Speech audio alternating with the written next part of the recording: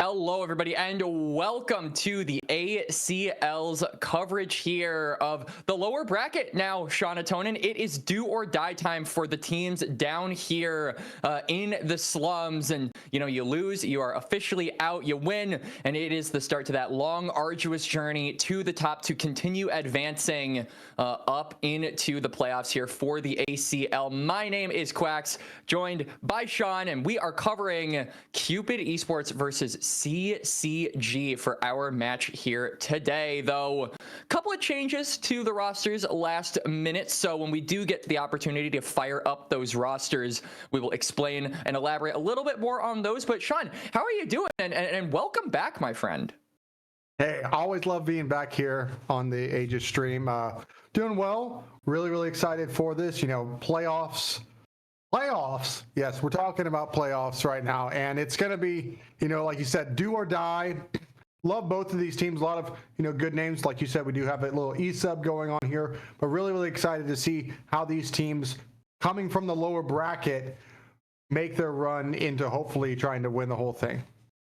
Exactly. And for the case of both of these teams, it has been a pretty, I would say, difficult road as is. I think CCG, like looking at this from the kind of beginning of where we started, a lot of people were pretty high on CCG. I believe the consensus ruling was like pool 3. I believe I put them pool 2 because I had a lot of really optimistic outlooks on players like Fiji, on players like Steps, on players like Sky, and really wanted to see them all come together. And CCG is an organization that has, you know, developed players before. They did this last year when they ended up winning the entirety of ACL on their B stream, or on their B team.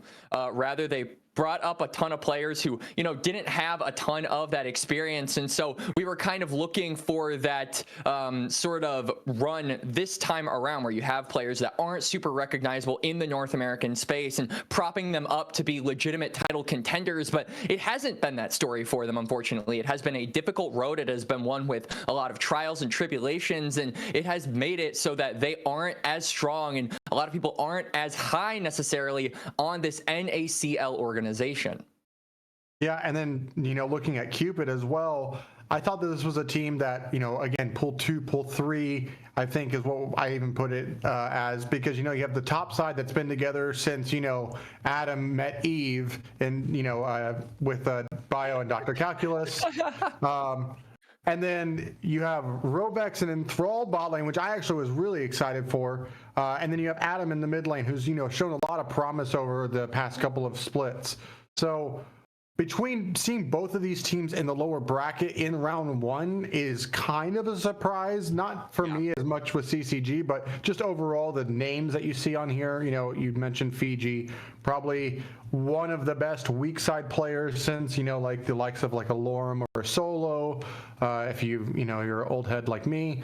But basically, I'm kind of like sad that it's the lower bracket for these teams right now, but it does give you that heightened like intensity to, well, now, are they going to show who we actually thought they were this entire time? You got to lock in now. Yeah, absolutely. And it does feel really bad to say goodbye to one of these organizations at the end of the night. But let's get those rosters up on the screen. I don't know who we're going to be starting with. It looks like we are going to be starting with Cupid. And Sean, you already talked a little bit about this team and the roster that they put together. You mentioned how the top side has been together since Adam and Eve got married. And, but Bio and Dr. Calculus were there to officiate the wedding. They have been with them for a good amount of time. And this has been a roster whose story has been extremely long, at least as far as like tier 2, tier 3 teams go. You usually see these guys break up after one split. These guys have stayed together mostly for over a year. They had their full 5 for over a year and only recently made some of those changes. So the full roster that we're going to be running with today, if I have my sources correct, will be Dr. Calculus, Bio, Adam, Enthralled, and Rovex likely in the support role. So no Tub this time around. Rovex, obviously a player who has played with Blue Otter. He has been, I would say, one of the better supports when it does come to roaming, and I am curious to see how that trait actually translates to Dr. Calculus and Adam, who in their own rights can be aggressive in the laning phase when the matchup and when the conditions actually call for it. Yeah, definitely. I mean, as you were saying, like this team has a lot of already like built-in synergy with themselves to where like there is a floor that is just generally much higher than other teams when you're looking at this roster. I think Enthralled quietly has like kind of been like on that kind of Night Star-esque run where like he's always someone that you can really count on to like be a hyper carry, play really, really aggressive, and play really, really strong in these team fights. And I think pairing him with the likes of Rovex for this series in particular should be good, because I do believe, as you were saying, Rovex really, really good at roaming, likes to take charge earlier on in the games. I want to see how him and Bio really make the early game work for Cupid, because they will still have their work cut out for them, because as we go to the next roster here for CCG Esports. Yep. Fiji, and if I'm not mistaken, we were told that the E-sub is not going to, it's not going to be Bookie, it's going to be U13. Yep. So Mr. Belveth aficionado himself, Sky, Virus, Clarice, and this is a team that has some names, like if you've seen U13, Clarice, and Fiji have been in the NA side of tier 2, tier 2.5 for a while. And then Sky and Virus were in the LRN previous to this ACL season and stuff like that. So really excited to kind of see how, with the addition of U13, what that changes for the bottom side of the map, because I already know what I'm going to get from Fiji in the top side. There's going to be a Scion ban. He's going to be on some tank. He's going to be really, really annoying, and he's going to make some really, really good team fight plays. For sure. And you talk about the biggest point of advantage here for the side of Cupid being that they have that built-in synergy, but CCG have a little bit of synergy themselves. I mean, Sky and Virus were in the LRN together, while you were talking about, you know, Claritz and Fiji kind of being on the NA side of things. Sky and Virus have quietly been, you know, toward the south. They have been doing things in the LRN. They were on a team together, along with Steps, who of course is not playing in this game, but Steps' style, I think, has been one of aggression, looking for plays, being very proactive in the early game, and that's something that I definitely will associate with U13 as well. I think that U loves to go really ham in some of these engages, loves to fight in the river, and really likes to scrap as much as possible pre 14 minutes. I think the grubs are really a timer that he has mastered and perfected, and so I am looking at CCG to be getting Claritz around the map, trying to match Rovex in those roams, link up with their respective junglers, and try and be as proactive as possible in the opening minutes of this match. But I like how you mentioned Fiji. I think that this is a really nice weak side player. I don't expect that Dr. Calculus looks at Fiji and thinks that he can really, you know, lock in things like the Rumble, can really lock in things like the Renekton and have a lot of value with them in the early game. So that just leaves a lot more room for action to happen around the map, because I think as it stands, we are kind of expecting a wet noodle fight between Fiji and Dr. Calculus, I would imagine, Sean.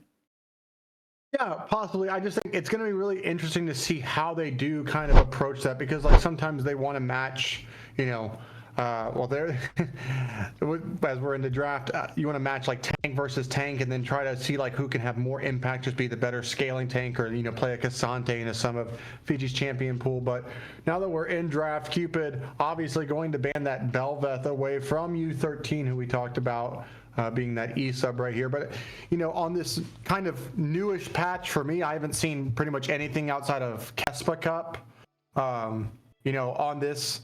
How'd you manage that, bro? Honestly, how did you manage that, Sean? I've been watching Yamada stream. You know, that's the only way. No, I got this really cool device that I can tell you about later. No, it's VPN. Yeah, Australia. Yeah, no. Thank you. Yeah. Of course, as yeah, like you said, we are on to the banning phase of this series, and I am expecting a lot of those pocket picks to probably be taken out here. The Belveth is already being taken away from you. I think Scion is probably going to have to be banned here on CCG, just because if it's not, Cupid have no fear to just snag that one up. I do wonder though, if Scion does go through, how willing someone like U13 would be to go a thing like a Trundle, right? Just subjugate some of those tanks. Maybe they want to try and bait Fiji into playing one of his premier players because they have an answer into it, as Jace is actually going to be the next ban. Now, Sean, I know you said you haven't had a ton of tape to go around for this patch, but Jace Jungle has been terrorizing the upper echelon ladders of solo queue, so I am not surprised at all to see this actually being banned away, not just in form of it being a flex, but in form of being a hell of a strong jungler. Yeah, I from watching Kespa Cup, I mean, no one's really, they're still only playing like Jason, like top lane, unless your name's Kryra on the NA server. I really don't trust you in Comp 5 for Jace right now, but I do know the likes of Riven and Aatrox and Kiana seemingly are just everywhere, and then you have like your Zinjiaos and your Pantheons for jungle after that, and as well as the Mbessa, which, you know, has been flexible between both top and bottom. But I don't know if Fiji would want to look to lock in the Scion in the first two. If it does not get banned here, I do think there are a lot of good answers compositionally that can be done by Cupid. What, like you were talking about, that Trundle, you could even do a Trundle or Aatrox as well, and then flex the Aatrox. But I think that what I'm looking for here is, what are these power junglers that they want to have, and is it going to be one of these new top lane type of flex junglers to where they can keep these flexes a lot longer on blue side? Yeah, I mean, I think that the most recent patch with all of the top laners being put into the jungle has opened the door for a lot more flexibility, as we are going to see Cupid banning away the Orianna, so actually not willing to just try and snag that first picket. There are a good amount of junglers that go well with Orianna still open, and Rumble was banned. Sion is open, so that just means Fiji is gonna get the champion that has been banned banned away from him, or no, not Fiji. It's going to be Dr. Calculus actually getting the Scion. So unfortunately, Fiji isn't going to be able to get his pick for the time being. And this is Fearless. I got really hyped there for no reason, Sean.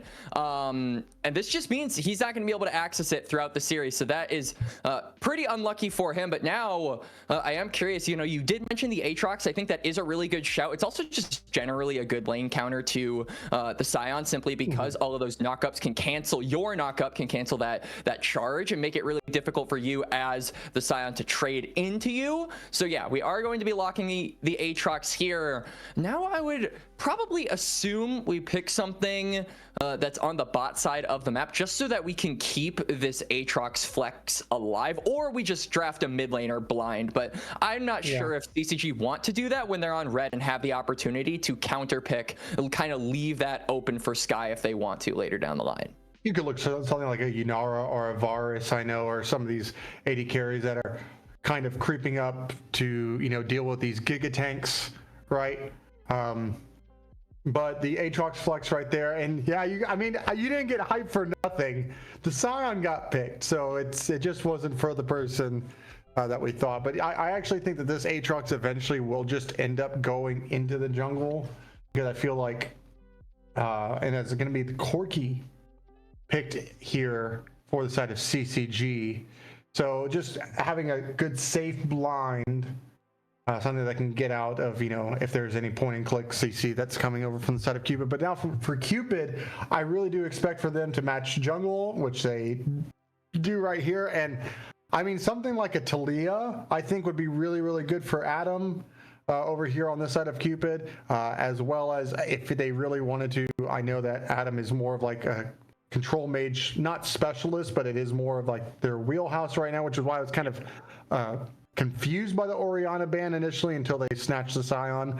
But something like a Talia, something like a Hui even, is something that I would look at for the side of Cupid, unless they want to match 80 carries and maybe like go for like a Ezreal or something here.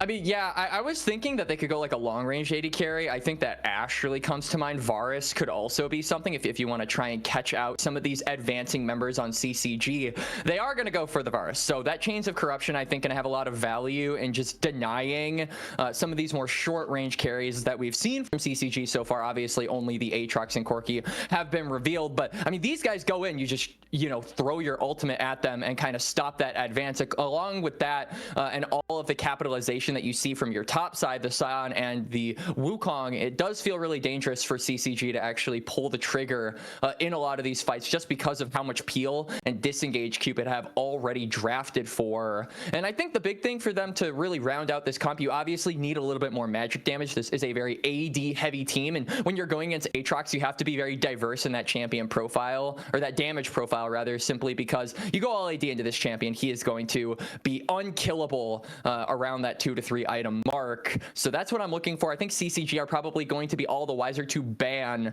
a lot of those really high DPM mid laners from the pool of Adam. And that Talia is obviously one that I definitely agree with. The Azir has also been taken off the table as well. Yeah, for sure. And then, you know, CCG rounding out their bot lane with this Nico. Now, could it be Nico mid lane? Sure, but we've primarily seen it in the bot side.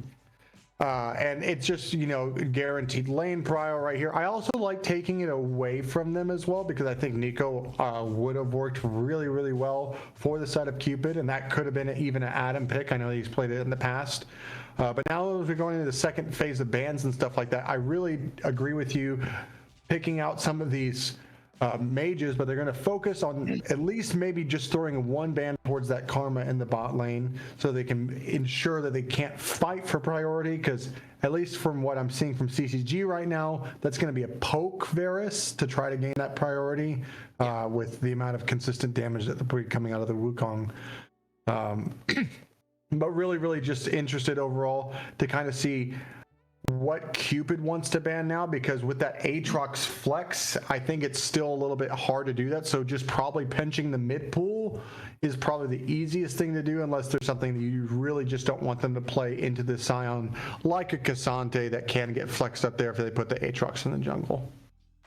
I also think another thing to keep in mind, especially when we're trying to pick out what Cupid are thinking for the mid lane pool, is that Cassante, like you said, going to be banned away is like the Aatrox flex. Corki is also a flex. I mean, he can go into the mid lane. And so I think when Cupid are considering who they want to go here for Adam, it really is going to have to be, okay, who will not get one shot by the Corki? Who will not get zoned off the waves by Corki? Who can actually deal with this guy in the laning phase when he does have that passive to leverage a lot of the trades? And so I think you might have to go like legitimately tankier here. I wouldn't hate if you decided to go for, you know, some Roa users, particularly. Like, I don't think Aurora is a very good pick here. I would be in favor of like a Rise, if I'm being completely honest with you, as we are going to be seeing the bans slowly trickle down here. Now, CCG obviously are on 4. What do you think here, Sean? Personally, I think CCG really need a form of snap engage to go along with the Nico. You need some form of secondary, in my opinion. I think they banned the Silas because they're just going to slam mouth fight. Like, I don't know why we're banning Silas there. Ooh. But okay, it's going to be... Okay, but now this is a lot of flex still. It could be that. Actually, I think this is going to be U13 on the Zyra. I think so too. Yeah. So Zyra in the jungle, really fast at clearing, but also really effective against the Wukong, right? Because Wukong Stone Skin only applies with armor, doesn't give you any magic resist. So trading into Zyra going to be very arduous, as Cupid going to round out their comp with a Bard and a Rise. So they are going to be having a little bit more tankiness in the mid lane to be able to withstand what I imagine to be could probably be these Corki combos. And then on the other hand, you've got that Bard to be able to link up for a lot of these plays that Bio wants to make. And this is what we said was a huge strong suit of Rovex, right? Being able to run around, make plays with your jungler. My only concern is that Wukong isn't a huge damage dealer early on. So I think Bard is probably going to be paying more visits toward the mid lane and helping out Adam to scale, rather than going with Bio to try and look for aggressive angles into U13's jungle, as that is a Jhin 5 pick. And Sean, I'm right there with you. I'm not sure about this one personally. Yo, call me Mazel because I hate this pick. That's a joke. Mazel loves his champion, but I cannot believe we just chose double marksman into Scion, and these marksmen typically don't do that well into a Giga Tank, but nevertheless, it's the comp we have, and you know, they can contest in the bot lane. I do think the Jhin Nico bot lane is better for going against this Varus. And if, you know, we see, I know it says bookie right there, but it's for U13, for anyone joining us a little bit late on the Zyra for CCG.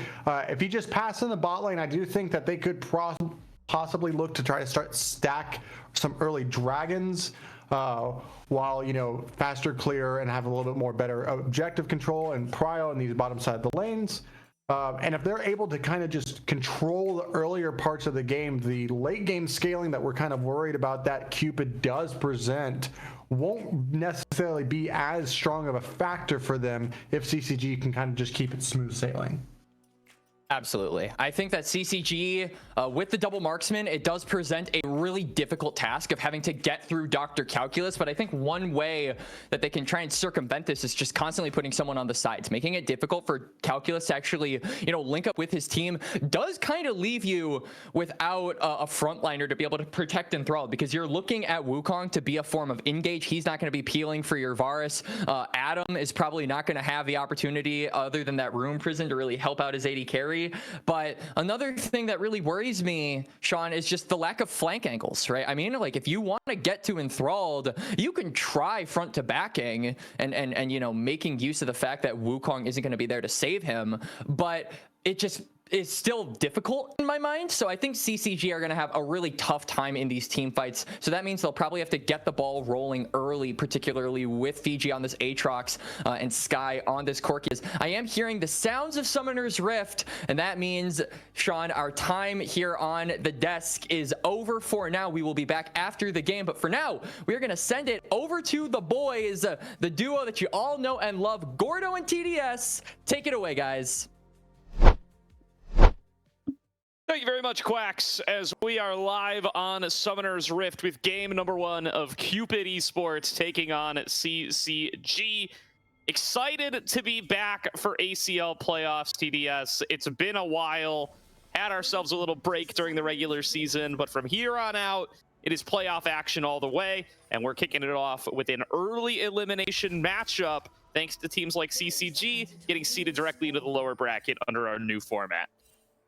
Yeah, when you have so many changes, it does mean that teams that people are expecting to see a little bit higher to end up falling down here much earlier, and we get this sort of more, how to put it, like stronger teams facing each other down there in the lower bracket. And it's a matchup that I wasn't expecting to see in elimination so early on, but obviously it's going to be a really exciting one with how it's been setting up. And so far, just to start it off with the game, both Quacks and Sean were talking about it, but I feel like a nice mix of picks here and there for both sides. I really like the idea of having or trying to play around with that flex with the Aatrox out there on the top side, the Corki as well. It's been a while since we've seen it in the mid lane, but I do think that it still does provide a good amount of power in that position, even though I do think that 80 carry wise it could be better. And then I don't like the Jhin that much, but I can see the utility that he may have, especially when you already have a lot of damage built up in other positions, as already trading quite a bit down there. Quick note, it is going to be Bio and Adam playing on anonymous streamer mode.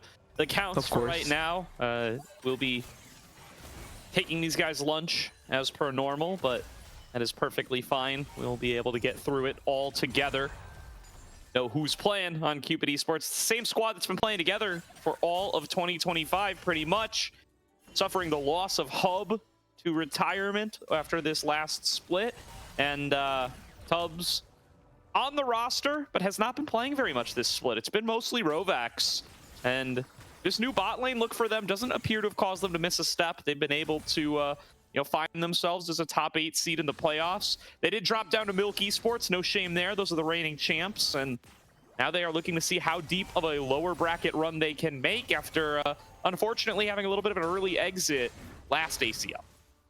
Yeah, exactly. And yeah, losing to Milk Esports is not something to feel absolutely nothing at all, because they are the defending champions and they're also kind of the favorites to win it all at the end of the day. So you cannot say much about it. Now, for what Cupid needs to do, I do think that the change up in bot lane is something that they need to keep on looking at. Not because I feel like it's been a big problem or anything like that, but you still do need to get a little bit more time compared to where they were before. Like you were mentioning, most of 2025 was with another bot lane, and now this new change up may bring positives in the future, but you still need to adapt them as much as possible. I think particularly enthralled change here is it's one that I'm really looking at in how it affects the team, if it's a sideways change or if it's something much bigger as Rovex. Wait, actually, 13 getting flanked. Yeah, flanker here tries to find little grasping roots there on towards Rovex. Rovex magical journey's over, and Bio already ahead of the game, showing up on time. And now will be able to get himself out of dodge. So no blood going to be spilled to the bottom lane this time. Bio making his way right over here. Bio going to be a big player to watch, I think, for this whole series. I think this Cupid team, especially once they start getting to the higher echelons of competition, as Sean covered in the pregame, their baseline's very high because of how long they've been playing together. But it's all up to how Bio performs when they do start facing off against some of these other playoff caliber teams. And it looks like Bio going to get caught to start things off. You're going to be able to flash away. First blood going to come through onto you as it's picked up by Rovax. The jungler going to be able to back away from that point on Sky, and Dr. Calculus brawling here, but at melee range, that favors Dr. Calc all day long. Fiji will finally be able to come in there and make the trade, and it will be a 2-for-1 exchange in Cupid's favor up on the top side. Yeah, at the end of the day, it's not a bad trade for Cupid. Yes, you end up losing Dr. Calculus in that spot, but getting those 2 kills, Robix getting that first blood, and then also the fact that realistically, Burris wasn't able to achieve anything in the bot side, even though he stayed down there. There's not like much that you're able to take out of that from the side of CCG. I do think that for Cupid now, you have to look at where you can try and play around with as much as possible. I think that you have to play as much as possible with Robix and Bio, trying to move around the map for as much as they can, and then try and put a lot of pressure here against Sky, because if Varus gets ahead, eventually it's not going to matter because of the Scion. But the Corki is really one of those things that can mess up with the Scion in the long run, and I think that if you're able to put down the Corki really early on, then it just enables your team to work out much better as Cupid. Now, going to be nice early advantage there. The gold not exactly spread on the places where you want to snowball, and Fiji going to be plenty happy to be walking away with that early kill. But Dr. Calc going to be able to equalize into that top side with the early Bramble Vest. Exactly what you want to see on that Aatrox. First jungle objective in the Dragon, been up for a little while here.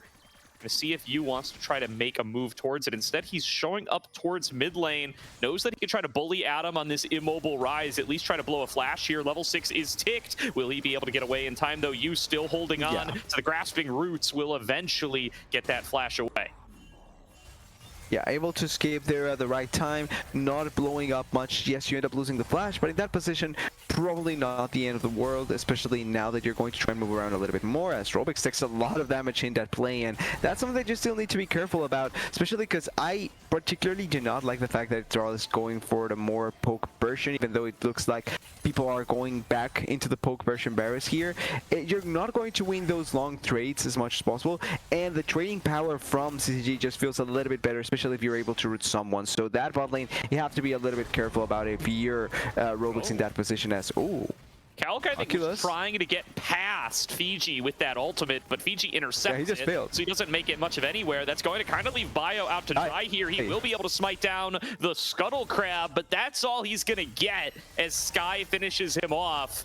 Good disruption there from Fiji, maybe a misread of the situation from Calc. Means that he cannot be the support that his jungler needs. And now Dr. Calculus stuck in a little bit of a rough one-on-one here, dropping lower and lower in health despite the level advantage. And Fiji with a huge freeze, probably going to force Bio to show back up down here.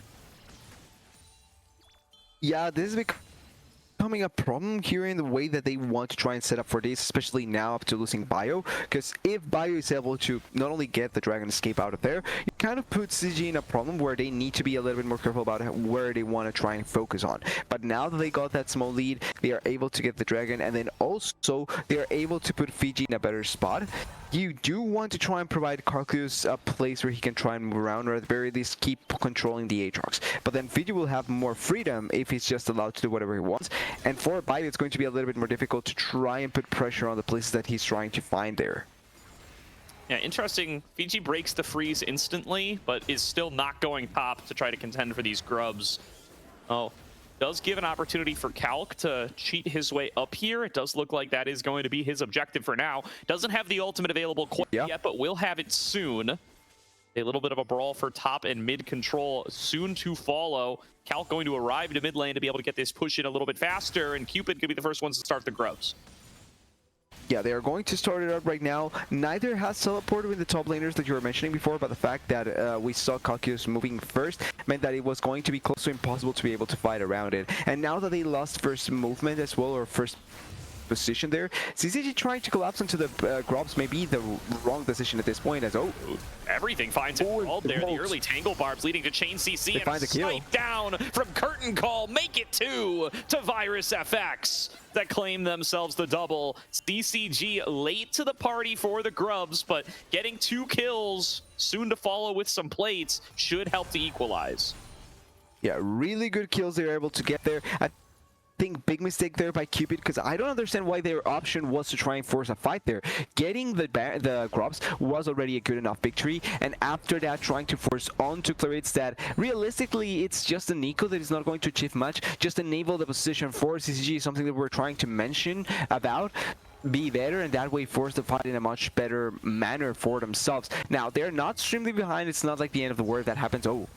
you. Oh, there's Wait, going to be actually, a TP in there. That's Adam showing up with the snare found by Claritz off the Pop Blossom, but he doesn't really have the backup. Virus starting to pump in the damage on towards Adam. Sky arrives to the scene, Valk's in, and is able to execute. It's a 1-for-1 so far. Bio underneath the inner turret to trade 1-for-1 with Virus, and Dr. Calculus with nowhere left to go. Looking like this is going to be a fight win for CCG. Once again, there's nowhere left for this Scion to go. This is a double kill to Sky in the extended trade, and plenty more over to Virus as well. These marksmen for CCG are getting huge.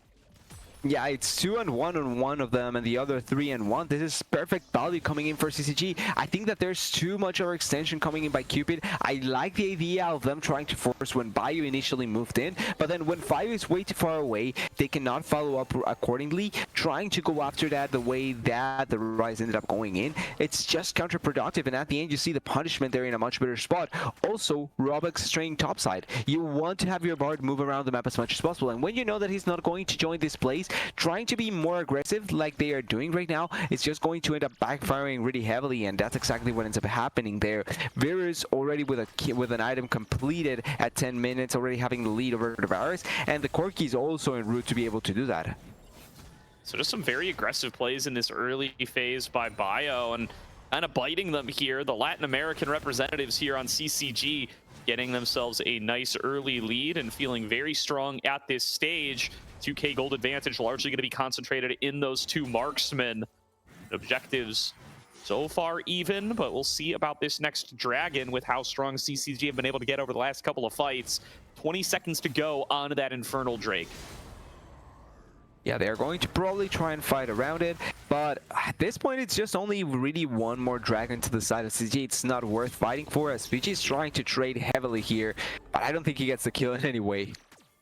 Good moves by Dr. Calculus there, playing well in that exchange, avoiding some of the sweet spots, getting some return fire on there. Good pushed in wave here from Virus and Claritz. Going to get them some turret plates as well as control over this dragon. Sky gets a push in mid lane as well. Bio actually just showing up towards the top side, going to look for a punish onto Fiji. Fiji realizes he's going to have to fight his way out of this one, but misses Q3. Darkened Blade will not heal him up this time. It's a shutdown to Dr. Calculus, and free reign at the top lane to the side of Cupid. That's the trade for the dragon. Yeah, they end up finding the dragon on the side of CG, but getting that kill, I think a nice choice at the end of the day there. Robux is dead. Yeah, that's a U13. pretty free kill. Comes around the side, snares up Rovex, easy KO there, doesn't get a chance to use the Tempered Fate to try to protect himself or buy some time. So it's going to be a race for first turret. It's a race that Cupid wins as they pick up the top side. Yeah, they do get something back. Getting that first turret blood is still something really good. And honestly, losing only Rovex after losing the dragon, I think for what they were going to get, probably the better trade for Cupid.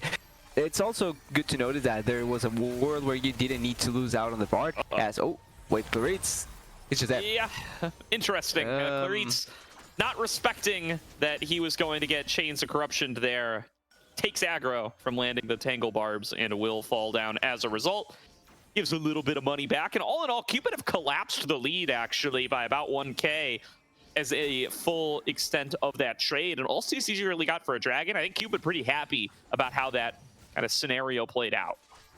Yeah, it's that at the end, because of the death from Claritz in that position, it meant that they could not take the turret down there on the bot side. So the tier 1 ends up staying alive for the side of Cupid, and the gold lead is just strong after everything that CG were able to do early on. Now they are going to even push down here on the bot side, try and force a little bit more into Virus. I don't think they should try and fight it out because the barriers is quite low, but at the end of the day, the way that they manage it out, Cupid actually getting a really nice lead in that sense.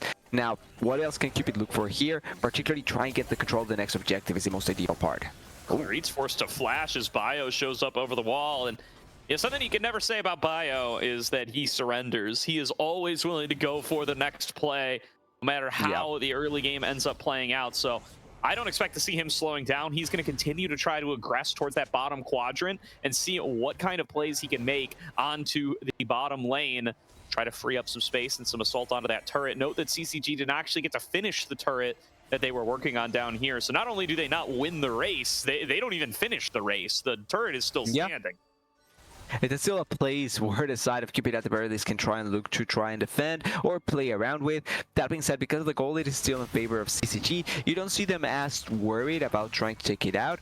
And with just the next push, probably they're going to be able to accomplish. Even this minion wave, it doesn't look like Robix is trying to stop it, so maybe it can put enough damage to try and take it out. Although the Scion, look at that, it was just like 2 hits away from being taken down in that position. Roar of the Slayer doing its job there, pushing that last minion off into the wall and away from the turret. Clarice finds Bio, but just a little desynced from U13, not going to be able to land those grasping roots as a result.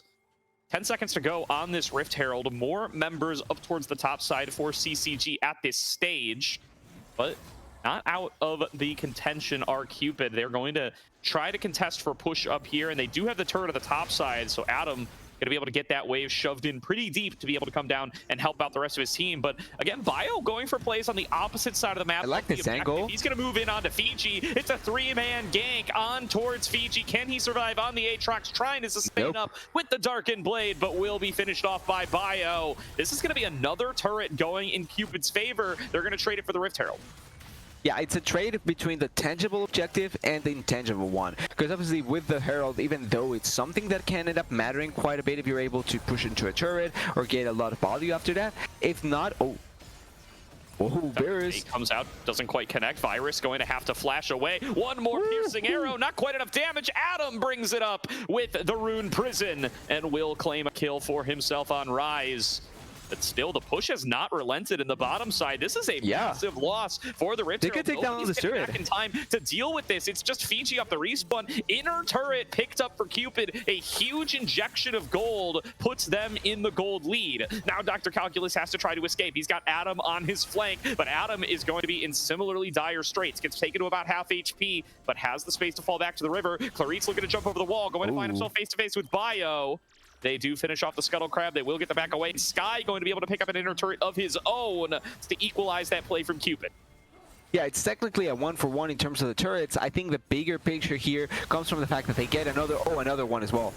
Yeah, just a quick kill. Knockups found by the likes of that Zyra U13 going to fall down regardless. And Cupid take the kill lead, take the gold lead, and are set up to get their first dragon as well. Yeah, the important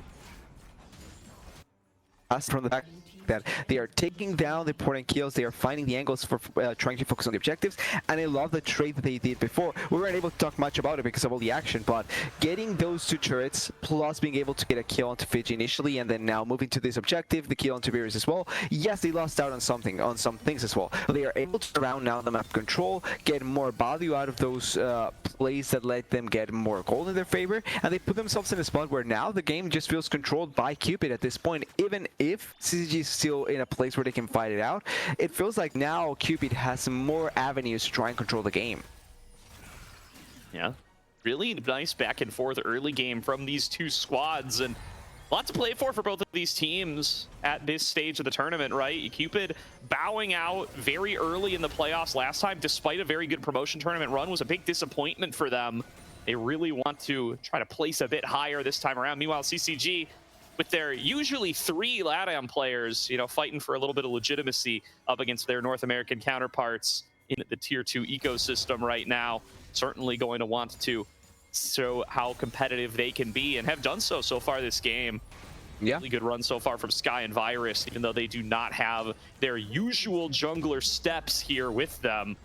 Still putting up a great fight up against Cupid so far, and not out of this game by any means. Bio finding U13 in the jungle, though. There's going to be a forced stasis out of Virus to get himself out of there. Or actually, that was the ultimate from Rovex. A bit of a non-bow coming on across, stopping the engage from Dr. Calculus, and he fails the pain of that as he falls below 200 HP. Sky now chasing down Adam, going to try to roam warp his way out, but he takes too much damage too fast. Shut down gold to Fiji, and the rest of Cupid are forced to retreat. It's hilarious that Adam is the one that is taken down for what Dr. Calculus was trying to do there, and Throp almost getting collapsed on there, but at the end, it's still a nice kill they get onto U13. They force out the flash from the Zyra, and they are still trying to go all cylinders in. It's not panning out consistently because you see CCG still responding accordingly to most of these plays, but I think for what Cupid is trying to pull off, it's still a pretty equal back and forth between both sides, and it really just sets up for whoever can get the next few teamfight victories can really just get complete control of the game at that point. Atakan also about to be up. We have the Dragon coming up in 240, and a lot of the game is going to be defined around those objectives. They're going to be the focus for certain. Otacon, you know, we talked about it a lot last Friday, TDS. Yep. It's getting its little last hurrah here at ACL. We're getting the last few Otacon throws out of the League of Legends ecosystem in this tournament. We know he's going to be gone for 2026, but we will not exit the fall ACL without a few more games being completely determined at this objective. And that's exactly what we saw in Friday's matchup to determine the last playoff teams. Apex Mission Impossible controlling that objective well. We'll see who does it in this series as there's another pick on towards Adam. Tempered Fate going to buy time. Rovex with the defensive Bard ultimate. The ulti. Turn this play back around. Rune Prison comes through out of Claritz's clone, but Bio finds the route onto Sky. Sky flashing back over the wall, but U13 might be the next target. Bio a little bit far ahead of the rest of his team, but he's got force. The stasis from U13 buys enough time for them to be able to trade back. It's jungler for jungler. No smite on either side for this Otacon now, as both teams will back away 4v4. Yeah, that pretty much means that the throw, at the very least for now, is going to be deterred for both sides. So it can really just show how quickly a fight can go for either side, or how quickly can it fall apart for the other side as well. It's just important to see how they are going to try and react to some of these plays, and what exactly are they going to try and look aggressively into. Also, both teams not shying away for just trying to turn around, because at the start it looked like Cupid was the one driving the force for that engage, and then CCG turning around really nicely as well. And quickly, just want to point out that Sion, slowly but surely, is becoming the tanky champion that we know that he can be. He's surviving for a lot longer, he's taking a lot of damage, but it's taking them longer to be able to take him out, and it's going to be fun seeing how the next few fights are going to work out, because his gold lead from the Aatrox is quite surprising, but really useful at this point. Definitely is. And Fiji not really able to get himself rolling in this game. I think sacrificed a bit in some of those cross maps, right? Every time an objective came up, especially those early dragons, usually CCG going for them, and then Bio going for a cross map play, usually attacking Fiji. That's worked out for them multiple times now, with them ending up pretty far up in gold for it, and they've stopped the dragon stacking as well. There's going to be a Tempered Fate coming out, forcing a flash out of Claritz. That's going to be an important engage tool down for him, but he does manage to hold on to his life. Dr. Calculus so tanky at this stage that even with the chain CC, they only get him for about half of what he's worth. Meanwhile, Fiji getting engaged on by Bio. He's down below half. Sky is stuck inside of the dragon pit. They've got to be able to try to guide him out of there without him falling victim to any further damage from Cupid. Otacon attacking from the bottom. Dragon attacking from the side. Everybody is getting involved in this scuffle, but it does look like they will successfully back away. Claritz posing as a minion here, trying to keep himself hidden from the fog of war and hidden from the mini-map. They're going to just be able to root up Dr. Calc again, but guess who's got all their HP back to be able to smite down this dragon? Yeah. Bio will pick it on up, and so far that objective, the only body to hit the floor. Yeah, and the poke from the side of Cupid, even though they take out Calculus, still stacks up to take a lot of damage onto most of the members. Now, with the reset that they are going for here from CCG, they're staying close by. Going in favor of Cupid is such good news, especially because the more dragons you stack up, the tankier that Sion is going to start feeling, and the more chances you're going to have of just being able to win out on some of these fights as well. Otacon still standing, still going to be a major focus for both of these teams. Still nobody with a incredibly firm gold lead. Next item spikes did just come through. CCG able to pick up a lot of second legendary items on most of their crew for the upcoming exchange. The tankiest member on the map still going to be Dr. Calculus. You can see he's still just absorbing this poke damage from Claritz and Virus with just the Soul Furnace shield. Now an attack towards the top side. It's going to be Adam trying to port his way out. Will be able to get away with the Realm Warp to safety. And that's a bit of a show of their hand from CCG. They send two members towards the top side and immediately Cupid are onto the Otacon. Yeah, they are a little bit slow though. They are taking more time than they probably needed to, and that means that the Atakan is going to take longer. But there's no teleport on the Syrat. There is a teleport on the Corki, and they are going to try and fight it out. It looks like they want to make this play happen for the side of CCG, as Calculus is taking a lot of the damage, but it doesn't feel like it's going to matter that much. Ooh. Yeah, Calculus able to just hold that space. They're not able to get in. Now the re-engage from Bio gets the knock-up on two. Sky gets sniped down by Enthralled. Clarit's up next on the menu. Rovex comes in on the flank. He finds the execution out of Clarit's. Fiji falls down to Adam's damage. Rovex staying on top of the last two members. They've already picked up the Otacon, but they see an opportunity to claim even more. Flash forward from Adam and Bio to hold down Virus. U13, the last one standing and the last one out as CCG are clean wiped by Cupid. And it's perfect all around. You mentioned it, Gordo. A play happening top side. It doesn't work out. Immediate play bot side. And yes, you have teleport on Sky, but you don't on U13. That's the member that you need to have there the most. They take down the Atakan really, really quickly and then move into the fight. The initial engage by CCG, though, wasn't a bad idea. Like, Clarit's actually found 2 targets there, but the follow-up is what's really questionable in that spot, and it's not easy to be able to follow up on the remaining damage. They take down all the members, immediately back, and now moving to the Baron like they are doing right now. And because U13 was the last member that staggered the back, that meant that it's impossible to try and steal this objective. It's going to be Atakan and Baron for the side of Cupid. Massive pickup here for the likes of Cupid Esports. The index towards top side, trying to make a play on Adam, bites them massively. U13 shows up there. He can't get to the Otacon in time, and Dr. Calculus, so strong on this Scion, does a fantastic job of controlling space, shows up to that tri-brush, and holds off 3 members single-handedly while his team works on the Otacon.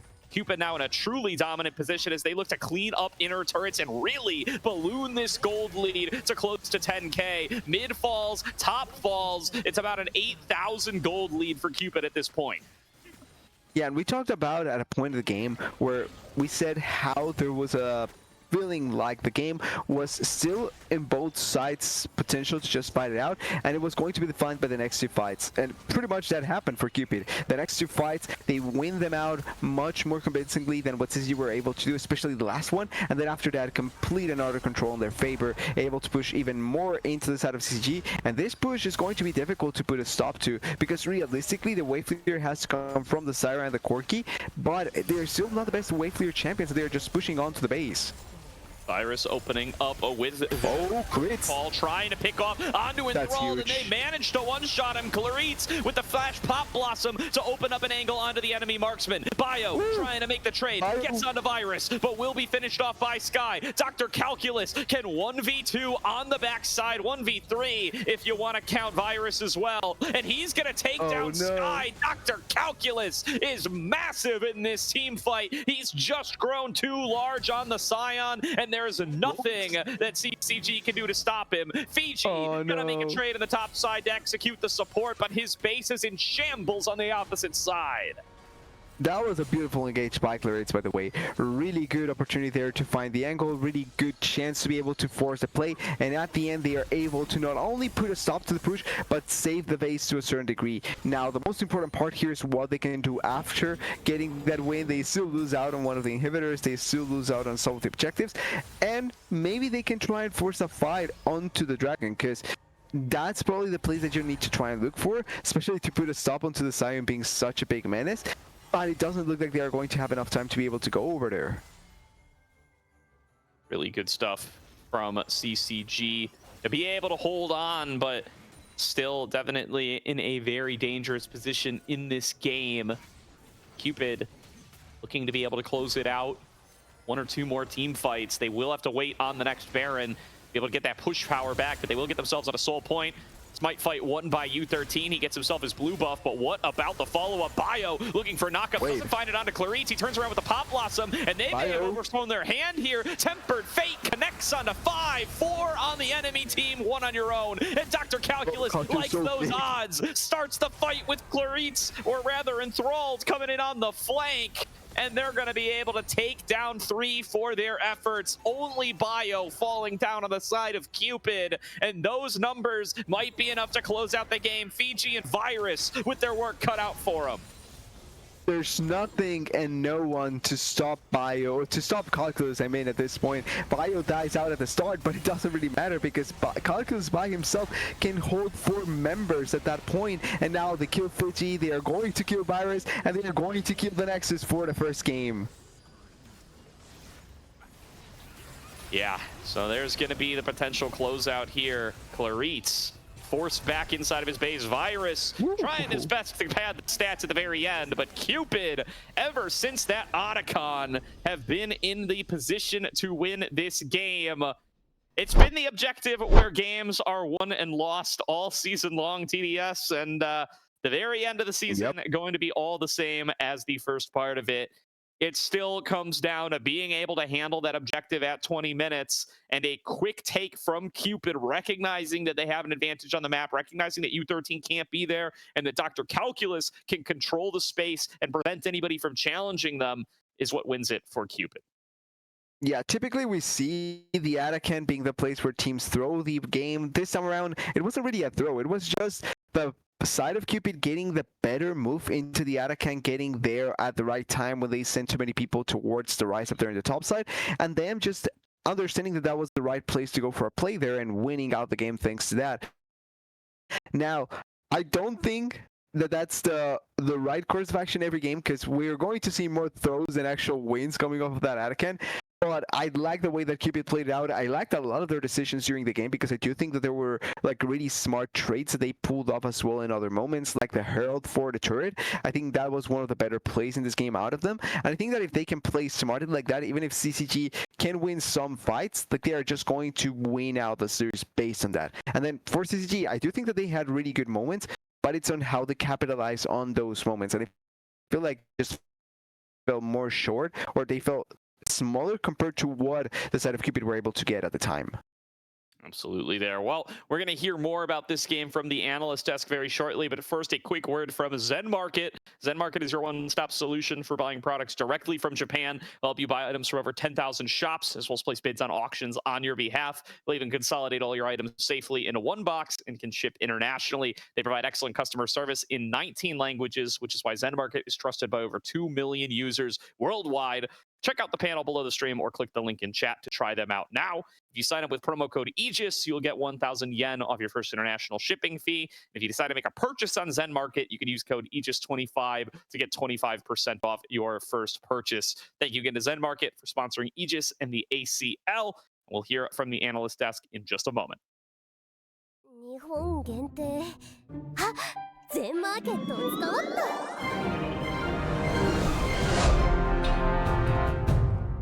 今日は老舗をしっかり見て回らなくちゃね。いやいや、ここはジャンル順でしょ。名前順の方がいいんだよ。現代か洋代の名前順？あ？ローマ字それともひらがな？僕は色で並べるのが好きなんだけどね。え？全部に対応させよっか。おお。80年代のホラーゲーをください。これでみんな幸せ。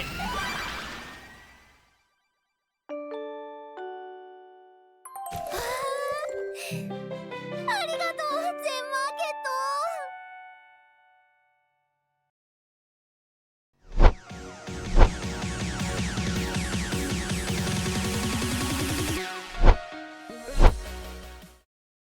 Hello everybody and welcome back to the analyst desk here for the lower bracket round 1 matchup between Cupid and CCG. I am Quex yet again, joined by Sean. And Sean, pretty explosive game number 1 here as Cupid, Gordo kind of said it best. Otacon is not going to be a thing in a couple of months, and thank God, because it turned the entire trajectory of the game around just by that win on that objective. It really felt like Cupid were able to get that advantage and never really gave it up, particularly Calculus cosplaying Mark Grayson invincible, as that man was just unkillable from a certain point onward.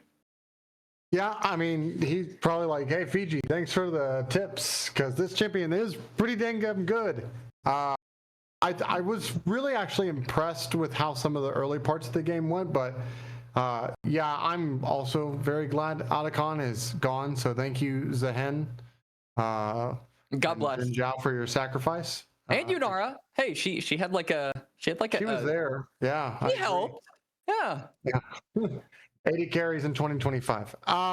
Anyway, but the early part of this gold graph, you know, I was a bit worried for the side of Cupid just in the early stages of the game. We talked about the priority lanes, we talked about the faster clearing jungler in the Zyra, but then they win that top side fight, and then I'm just thinking, oh, okay, Cupid's got this in the bag if they can just, you know, chill out. And then we have that grub fight where Enthralled goes a little bit too far forward to stop a potential Nico engage from Claritz, and it goes back towards the side of CCG having it. I was like, oh, okay, well, now we're back to where we thought. And then that Otacon play happened, and the chase before third dragon as well. I know we're not going to have a replay of it, but I think U13 dying before that third dragon spawn. We talked about it, you and I, before the game about the dragon stacking. If U13 doesn't die there and they're able to pick up that soul point, I think that also changes the trajectory of this game. So those are probably the two biggest points of this game for the side of CCG, where I kind of felt like they lost control of it. And, you know, to their credit, though, Cupid, especially Bio, you know, never says die, according to Gordo, did a really, really good job here with the likes of Dr. Calculus in the top side on those cross map plays when they were looking to give up one Drake, get first tower, give up Rift Herald, get a second tower, and kills on top of it. I also just think generally the team fighting, this is something that we talked about in the draft, right? We said that the lack of engage for the side of CCG was going to be a major issue. And really the only, I think, successful engage we saw from them post Otacon was when we got the massive Pot Blossom up on the top side from Claritz, right? But even though they kind of traded evenly in that fight, I believe it was 3 for 3 at the end of all of it, they lost 2 inhibitors for it, right? They lost 2 inhibitors. They had to kind of play janitor duty at that point to clear out the minion waves, which meant that even though you get those kills, the respawns come through. The members that fell in that fight on the side of Cupid were able to just get right back up, set around the dragon, because you are over here having to, you know, clean all of these minions out of your base. So it did feel really difficult, that lack of engagement, and also just the lack of damage to be able to deal with the Scion. I mean, we really harped on the Jhin as a pick that wasn't great into some of these more tankier members, particularly this top side for Cupid, and it absolutely showed. It really didn't feel like Virus had much of an opportunity to dish out the damage as that secondary AD carry. This double marksman comp is tailor-made, or supposed to be there so that front lines aren't as much of a threat, but it felt like the biggest threat in this game. Yeah, I agree with you. I mean, we could look at draft. I still thought there were ways that CCG, even with this draft, could have accelerated the game in a way that made it like really well for them. They still have the dragon stacking, they still have the priority lanes and stuff like that. But I think overall, the play coming out from Cupid and their map movements in the early mid game, well, again, referencing those trade of objectives, you know, I know it's one of the more simple things now in League of Legends, but just thinking about these tier 2 players actively saying, hey, we're not fighting for this. We're going to go make a play on the top side. Hey, we get a kill, we get a tower. Okay, great, good. Next objective comes up. It's on the top side. There you go, get that. And then they make a play after they do this because they haven't, the CCG hasn't fully reset, and they're able to catch out that Jhin in the mid lane and then get a second tier 2 tower, or a tier 2 tower in the bot lane, ballooned this game wide open. I just thought it was just really, really nice calls coming out from the side of Cupid right there. Hope to see CCG not kind of draft themselves into a place where they had to be on the front foot when we go into game 2, but that's just kind of where I am right now. Really nice plays from Cupid, hoping to see a little bit more from CCG, and thankfully it is fearless, so we don't have to see Jhin ever again. No, we don't. The audience has left the stage and the curtains have been called. That champion is not going to be seen here. I'm sorry. Can you imagine Camille walks into that stage in the Awaken skit, but because it's Fearless, Jen's just not even at the piano. She's like, wait, what's going on? She got fed like false information. He actually set the traps instead, and they were like, oh, whoops. Or no, it's the theater like down the street, right? Yeah, it's not wrong theater. That's it. It's actually Hui. It's Hui. Yeah, it's Hui. It's Hui, and he's just doing like a practice skit, and then all of them walk in. He's like, "What? I didn't know I was on for today." Yeah, but I mean, in all honesty, I think another thing outside of the draft that I really liked from Cupid was just, you kind of touched on it a little bit with like the bot side play and them being able to take both those towers. But like they stretched out a lot of those sequences. I felt like the extended sequencing from the side of Cupid was something that they did really, really well, because they knew, I mean, your comp has got Sion, it's got Wukong, it's got Ryze. These are champions that want to go for the extended fights. These are champions that can get multiple spell rotations off in a fight. And so I think them being able to, prolong a lot of these exchanges and make it really difficult for CCG to get a lot of the burst that you have from champions like the Nico, like the Zyra, and in some cases like the Corki as well, that really wasn't a factor in this game. So really good on Cupid for playing to their comps, I would say, strength in terms of actually fighting, just trying to elongate a lot of the fights that happened in match number 1. Now, going into match number 2, Sean, for the side of CCG, who are obviously down a game, I think one thing we really want to see outside of the draft, and something that obviously will be coming up in a little bit here, as we can see it is on our screen, I really want to see them just hold on to a little bit of that gold lead from the mid game. It kind of felt like they were almost rushing to get things done, like they were on a timer to get a lot of things done that they didn't need to. I mean, you've got a comp with double marksman. You can allow the item spikes to kind of come to you, and it felt like they put themselves in a lot of situations where they were the only way out was to fight, and I feel like that wasn't the style that I really wanted to see from a comp that spikes so hard around the 25 to 30 minute mark. Yeah, for sure. And as we're gonna start seeing these bans and picks come in, obviously for the side of Cupid, they'll still probably look to ban the Orianna and the Bel'Veth now that they're on red side. If they want to not give the Orianna over for first. But now I'm trying to think of, okay, Aatrox is gone, Sion's gone. We got to look at some of these again. We'll ask the same question again. What top lane / junglers are going to be prioritized? We saw the Ambessa ban before. Is Riven going to show her head? Is Kiana going to show their head? You still have the likes of Pantheon and Xin Zhao. And then for the side of, we talked about it for Cupid at least, but I still think Talia is a very, very strong champion on this patch. And then so the trade of either Orianna or Talia, and then which junglers do we get here prioritized in the early part of this draft is I think kind of where I'm looking at, because I think the biggest difference was how the mid jungles felt like they were working together as it came into the mid game. You was just perma clearing, but it's Corki mid lane, so you're not really looking to like make anything happen with that, but you just want to get at the objectives ahead of time. Whereas the Wukong and Ryze, that you had hit on in the previous draft, really nice duo, can have setup right there for you with that point and click CC. The Bard as well, right? Yeah, I mean, it's so simple. So I think that's where my head is looking forward as we get into this draft.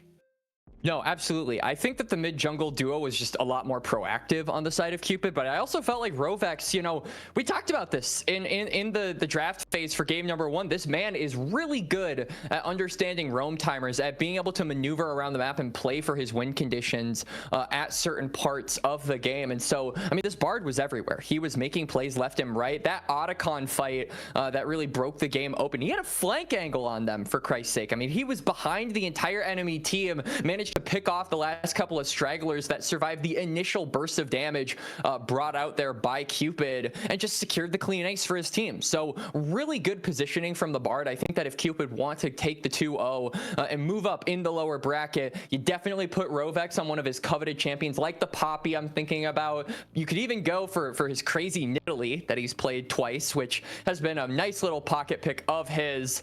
That has always been a little bit fun to watch, as I'm really looking just forward to these bans at this point. I mean, realistically, I think Rovex, when he's playing the mid lane, he's just hearkening back to his days at Columbia College being a mid laner, you know, with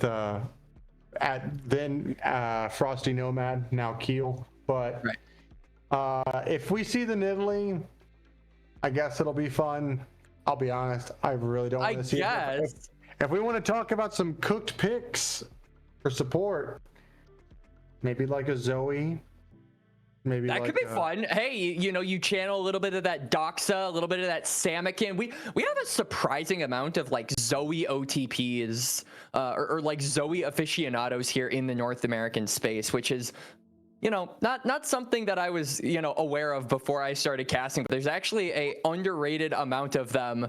But yeah, I mean, strong champion, bro. Zoe's a strong Zoe's an obnoxious champion. Anytime I play again, that champion is like the I feel like we have to make a term for champions that are really bad on your team when you have teammates playing them, but god tier when the enemy team is playing them, because that Zoe fits into that box for me. Every time I have a Zoe, it feels terrible. Every time a Zoe's on the enemy team, it's just Samakin in disguise, or Doxa, or Rovex. It depends. Is he going to lock in the Zoe?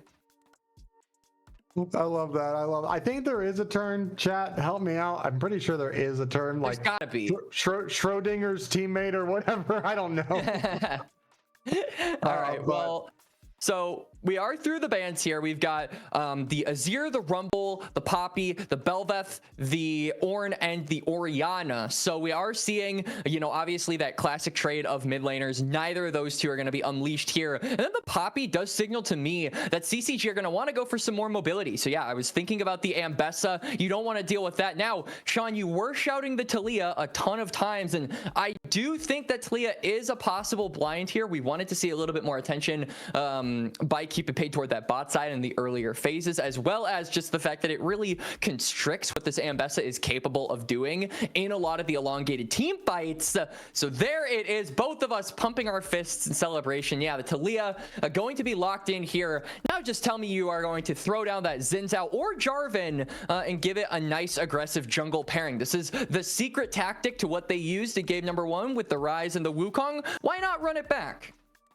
Just give me, or heck, give me a Pantheon right here. Give me the old classic, you know, but they'll do the Xin Zhao. So we're going to see a little bit more, you know, popular champions right now. But I'm so glad about the Taliyah right here with the Ambessa on the other side, obviously. Now for this, I'm expecting them to match mid lane and then most likely hold this Ambessa flex for a while, because I think the Ambessa does clear very well. Yes. Galio, ooh, this is going to be good. I like this quite a bit. And that just shows that they're looking to do one thing and one thing only, and that's dive. And I think that is exactly what we wanted to see from CCG, because as you were saying, it's not as proactive what they were doing previously, right? They were just kind of like sitting there. They had a double marksman comp, no front line really to speak of. Now you have one big front line, and you have Yunara. Man, we're getting Yunara versus Xin Zhao now? Oh, no.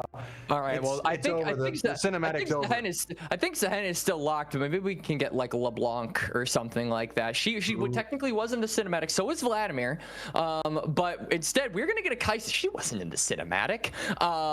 As, you know, you were talking about the engage sources from CCG here. I'm kind of smelling a head-on collision potentially for both of these teams, as Cupid are also seemingly drafting for the engage, as I am getting word that Zehen is actually enabled. So I was feeding you some misinformation totally on purpose. I definitely knew that Zehen was enabled. Well, see, now I just want to see Zehen on the side with Xin Zhao to take out. Could be R5'd.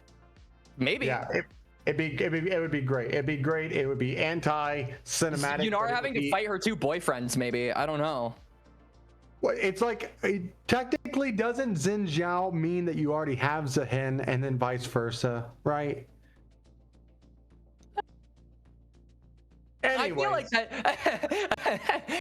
Yes, Rakan going to be the last ban here. Now, Cupid probably just going to try and... I mean, I wouldn't be surprised if they just go for a top laner here because Ambessa is already picked. But like you said, the flex possibilities are there to just put it in the jungle.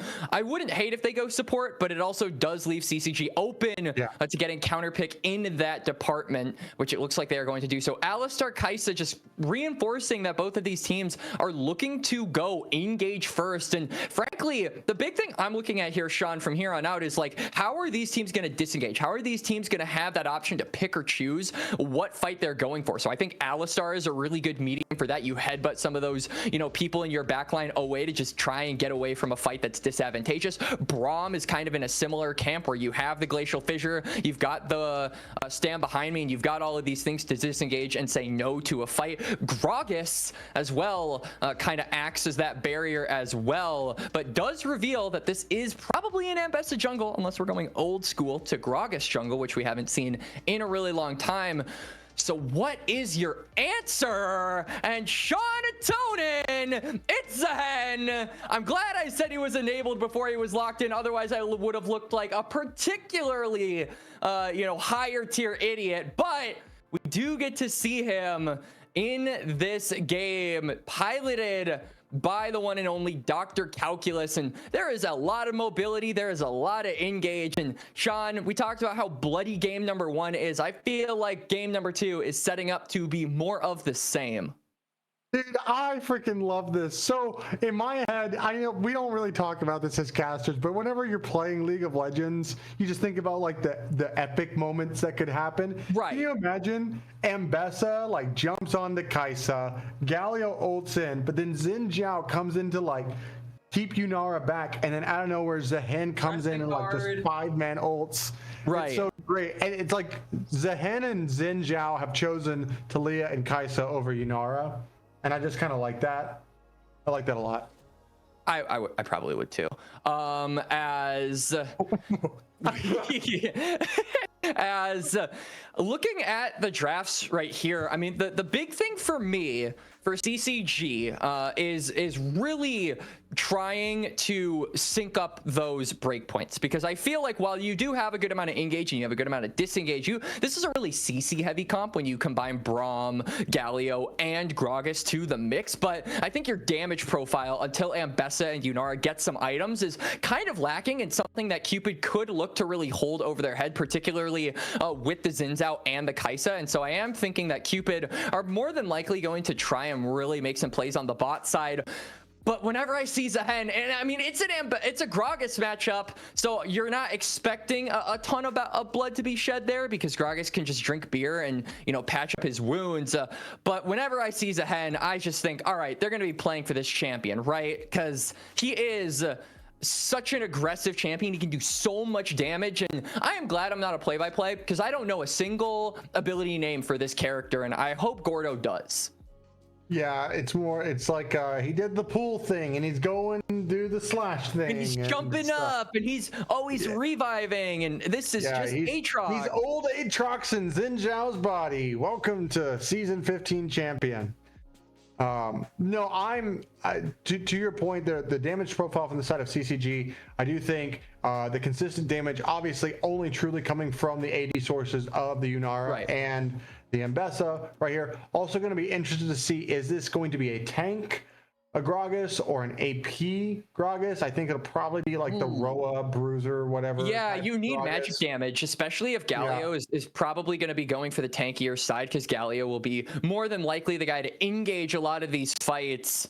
I think the onus is on Fiji to go a little bit more aggressive in the build path, a little bit more damage heavy in the build path, which could leave him susceptible to being a bit more squishy if Bio can seize an opportunity to get up toward that top side. It leaves Fiji in a really difficult spot, especially if he is pre-level 6 and doesn't have the cask available. My biggest ask, though, or my biggest question mark about this top lane matchup, honestly, is going to be the Keystone that Fiji decides to run. I wouldn't be surprised if he goes for like an Airy Comet, but every time Gragas goes for a phase rush, I just think of this champion being the most unkillable thing in lane ever. Yeah, I think it almost has to be phase rush. You see very, very short range team comp. Right. 3 melee champions on the side of Cupid right there. And I don't think you're ever going to be in a position to really poke out Zehen early if you're running a Comet or something like that. So, you should have wave control and priority. But, I wonder if there's going to be a lot of action up there. I also wonder if people took off their streamer mode. Hopefully. From the previous game. But overall, this is Cupid up 1-0 in this lower bracket round 1.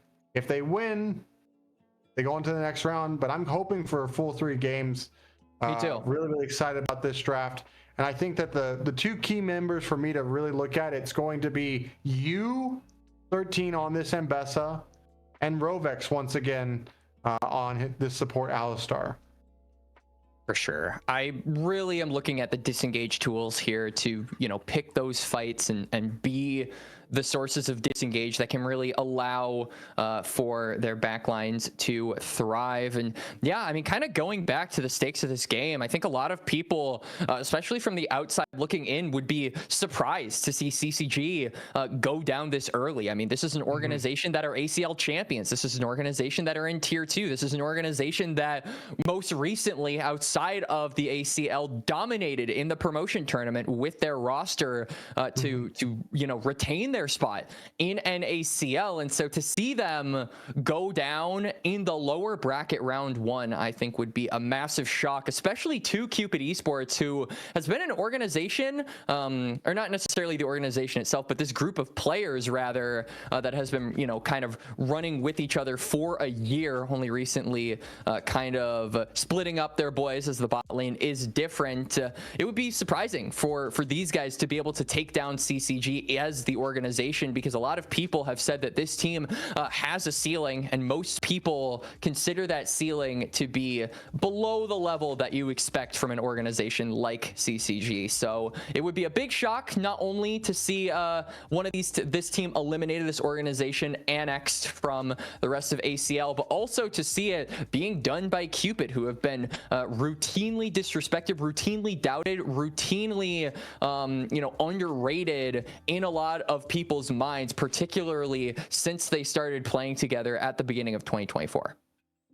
Yeah, I will say, I mean, it's just, I think the really cool thing about this roster, as we're still just, slightly waiting for the game to start, is you don't see many players stay together for a really long time.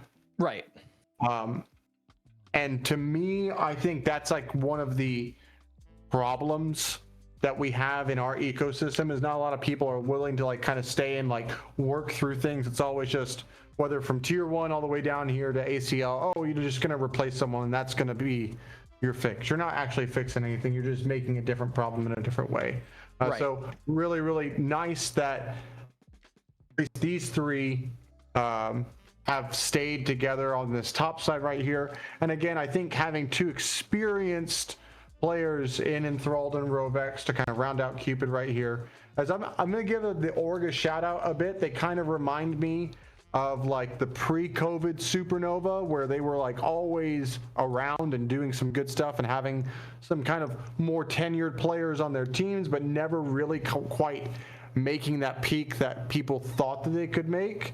And I think that this can be their run here. But then also, shout out to CCG, and I really like what they've drafted here. I also think that the Gragas on 5 is really, really good to kind of break up the entirety of this team.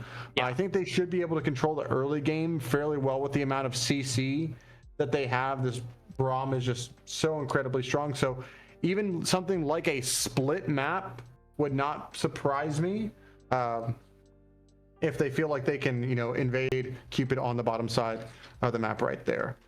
So for sure, and that's just kind of what I'm looking for right here from both sides. Really excited for this. I hope we actually get 3 games, because game 1 kind of just felt like CCG was on that timer. It was very telegraphed. I would say it is the word, right? We had it going a certain way in our heads, and it went that way in actual practice. So I want to see, you know, obviously throw some curveballs going into game number 2. I think that the Ambessa is a good start to that. The Zehen is an even better finish potentially to that. So it'll be really cool to see some of these lesser picked, more niche champions and newer characters obviously hit the rift, and which one of them is going to be more effective. Obviously, you touched on it a little bit, Sean.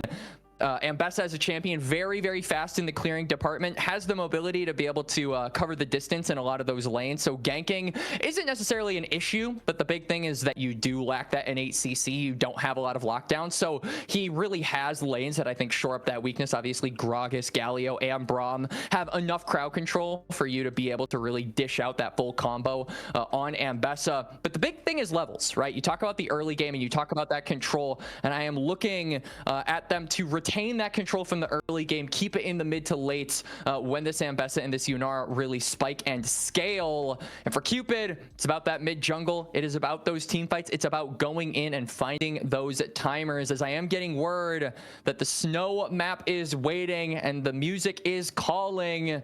So Sean and I going to go back to mute. We will see you guys after the game, and TDS and Gordo, back to you guys. Have fun, gentlemen. Thank you very much, Quacks and Sean. Welcome back to Summoner's Rift, everybody, as we get ready for game number 2. Adam and Bio turning off their streamer modes as promised. Thank you very much, gentlemen. Although Bio on a non-Bio IGN. That's a battle we've dealt with forever, though. We're well accustomed to that one. And he's going to find U13 for a battle of his own really early on in this game, going back and forth in that mid-side top brush. Yeah, not gonna lie here. I think I'm taking the fact that he at least took out the streamer mode, so that's better than nothing. As we're seeing a little bit of fighting here already going on to U13, like we were mentioning, and trading some damage, but nothing out of the ordinary. I was also going to mention, I kind of feel bad that we don't have a Renata on the side of CCG, because that could have brought us closer to just seeing Sakin killing Xinjiao, just like in the trailer. But, like, things you can only dream of. Good point, good point. Well, maybe one of them gets the Otacon this game. That'll at least give us a little bit of bit of lore accuracy that we are hungry for.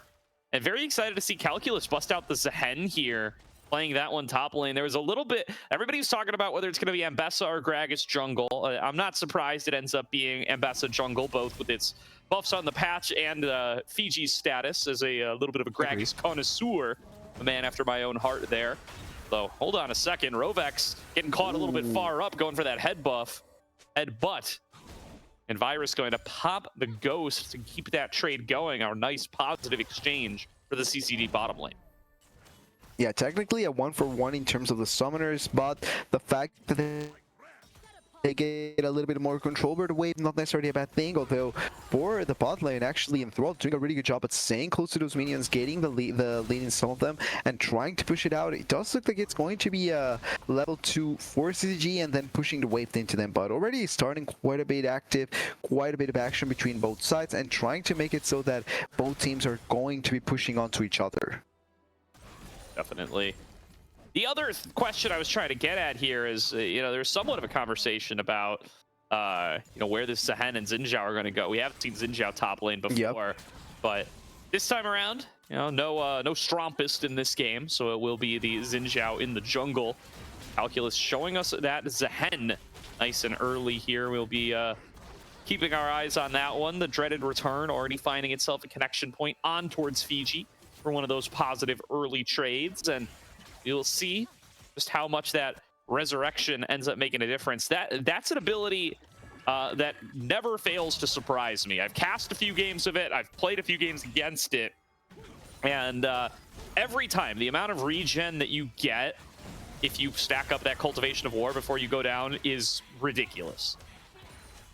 Yeah, it's one of those things that you either get the max value out of it, or you're just a little bit short of actually using it to its best potential. Still, getting the revive always can make or break a team fight.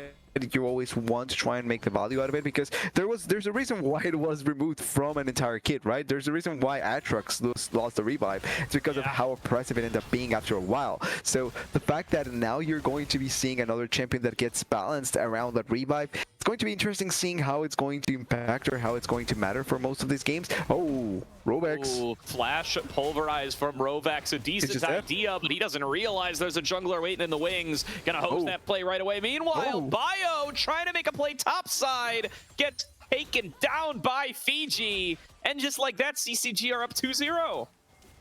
Yeah, pretty random kills coming in on the side of Cupid or on CCG. I gotta be honest, I think the one for Bio or the one for Rovex is pretty understandable. Like, he wanted to go for the engage, fails a little bit there, and really good flash by Beerus as well.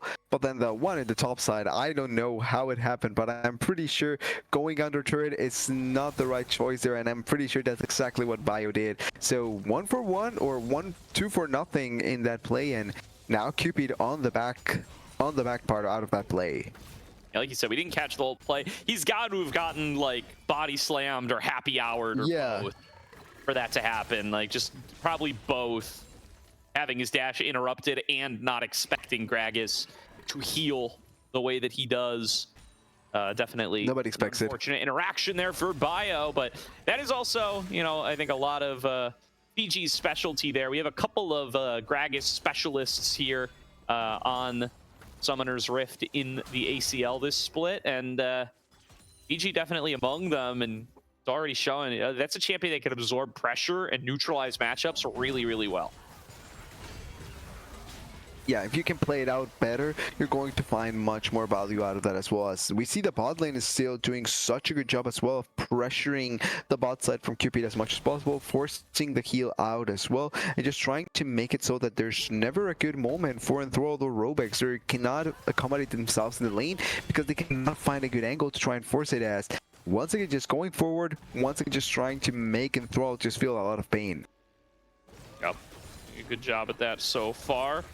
Oh, there's going to be a little bit of an exchange taking place up here. Dr. Calculus nearly taken down. It's constant harassment from Fiji, and I don't think he's going to let him go without a fight. Bio certainly doesn't think so, so he's waiting in the wings. Fiji not going to go much more aggressive than that. Did use the explosive cask in that engagement. And Bio is wrapping around, going to try to pay another visit towards this Gragas, who's starting to pull ahead with a lead in the top lane. Meanwhile, U13 going to show that he's bottom side as he finishes off the Dragon. But Bio not going to be able to make the play happen top regardless. This is a full health Gragas. Dr. Calculus has nothing to his name. The opportunity's just not there. Yeah, they could try and enforce more, but the problem is that with all that they are attempting to do up there, they just give more time for the bot side players out much better. And this is just what happens after the initial engage, right? Whenever you're on the back foot in the way that Cupid is right now, when you overcommit for some other plays, if you're not able to find the right angle, you're just going to pay the price at the end of the day. And that's exactly what happened there, as really nice Dragon completion for the side of CCG, and it's on Cupid now to find some angles to try and look for something. Maybe have the Talia move around a little bit more, or maybe have them try and be aggressive in another part of the map. Font found by Sky there. Going to be able to navigate his way around the trades from Adam. Very nicely done by him.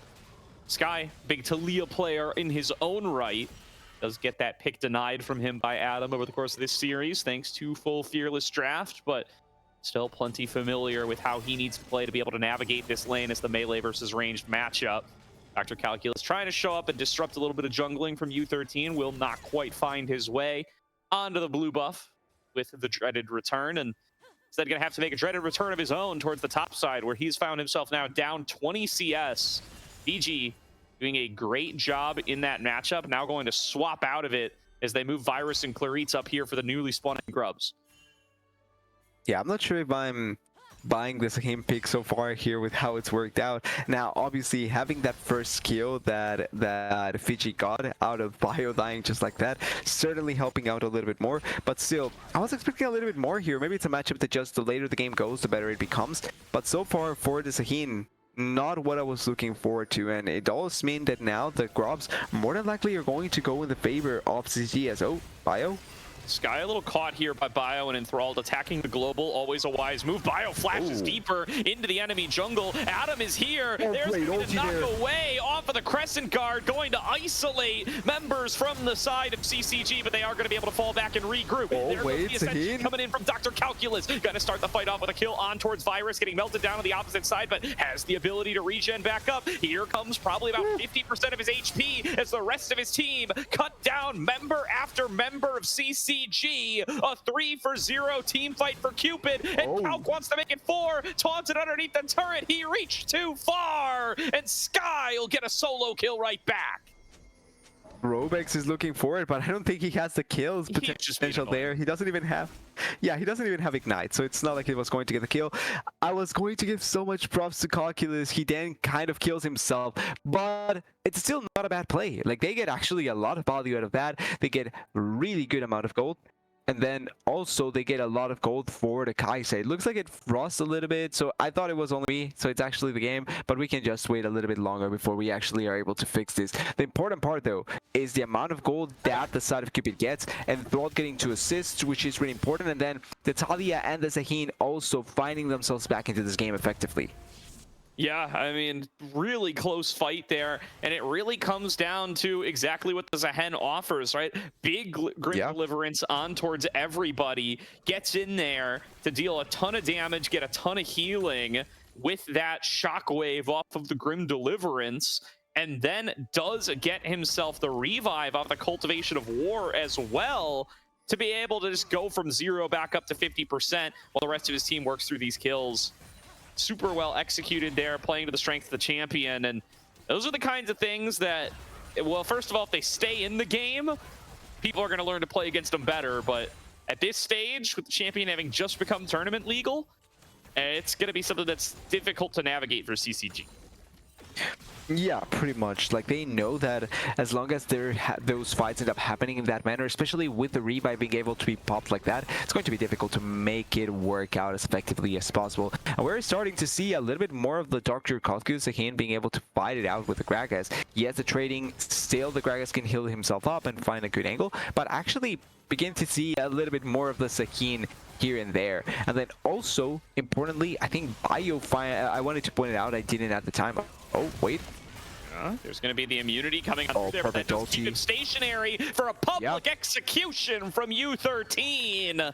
And Dr. Calculus will be executed. Free reign of these turret plates to CCG. They have 4 members in this area of the map, and they are going to claim themselves plenty of turret plates for it. Yeah, they probably will get the first Sword Blood here as well, because it's only really actually nobody here even close to protecting it. The Enthralled and Robex are both in the mid lane, Bio is bot side clearing his jungle, and then Talia is hitting the turret on the other side, and they are not going to be able to respond on time. So it's going to be a pretty free turret, really nice amount of gold they get, and even though I like the way that Calculus try and escape from that play, like you were mentioning, he ends up being stationary, so following up on him, it's much easier and much quicker to try and get the kill at the end of the day. Really good play by CCG. They will lose the dragon, but overall I think this is the right play to try and make themselves be stronger at this point of the game. A lot of money funneled into the likes of Virus FX there. Meanwhile, Adam going to get plenty of plates for himself on the bottom side. He's in a similar category. Yeah, not bad. I like CCG's decision to send you and Fiji here together. There's always the risk that Bio could set up a trap here, given how much they've abandoned this bottom quadrant of the jungle. They do send together multiple members to stay together and prevent themselves from any sort of trap. Clarit's now in here, clearing out the vision that Bio and Rovex did lay down.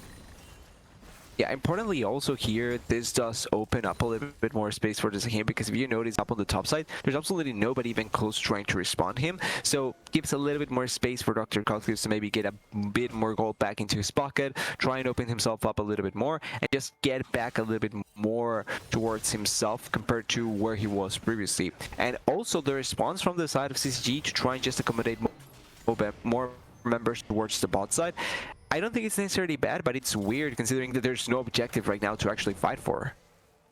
Yeah, instead going to be able to snag themselves that blue buff, share it on over, and you want to make sure that they keep this Zahen held down, of course. You don't want to give him too much time to free farm, despite the strength that Fiji has built on up.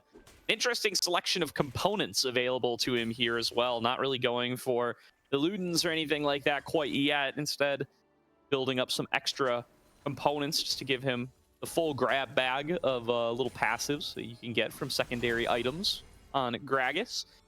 Still maintaining that nice little gold lead for himself, though, and going to be able to hold himself in lane pretty much any items, as is the nature of the pick. Clarit's going to get spotted by Rovex. Takes a little bit of a stun and a knockup, but nothing that will lead into a pick. Both parties will back away once again. CCG seemingly just waiting for their next objective, stacking up their gold. Yeah, important to see where they are going to try and fight for, because obviously the next objective that we're bound to see has to be the Dragon and the Herald. It looks like they are going to try and go for the dive here. Can Fiji push them away, although they are trying to take down the turret, and I like that they are focusing the turret here. Yeah, they will be able to take the turret, but there's going to be a knockback in. It is just Clarice. I don't think this is a good idea, yeah. He may have gotten himself into a fight that he can't finish, but now here comes the TP from the rest of the squad. Not going to be able to hold them down for very long. Fiji, without that explosive cast, can't knock anybody back in. Rovex taking a bit of an aggressive recall, going to start the dance away, but may get collapsed on. him. Public execution, not going to get thrown out. They will not be able to start that fight. So, I mean, that's two... that's a TP and a half. That's Sky's real TP. Yeah. Clarit's with the spellbook TP. But it is still a really good play that Cupid are able to get. Not only do they force out some summoners for free, they get the turret down to the bot side that namely they were going to get by virtue of just pushing down there, but they are able to find a lot of value out of that, and it opens up once again something we talked about before. Space for the Zahin up there in the top side. He gets open space, he's able to farm back up a little bit. Yes, he's going to just crash the wave, but this is the sort of thing that you want to look for if you're trying to make your carry come back into play, because now he's going to back here. Oh, he may get killed here, actually.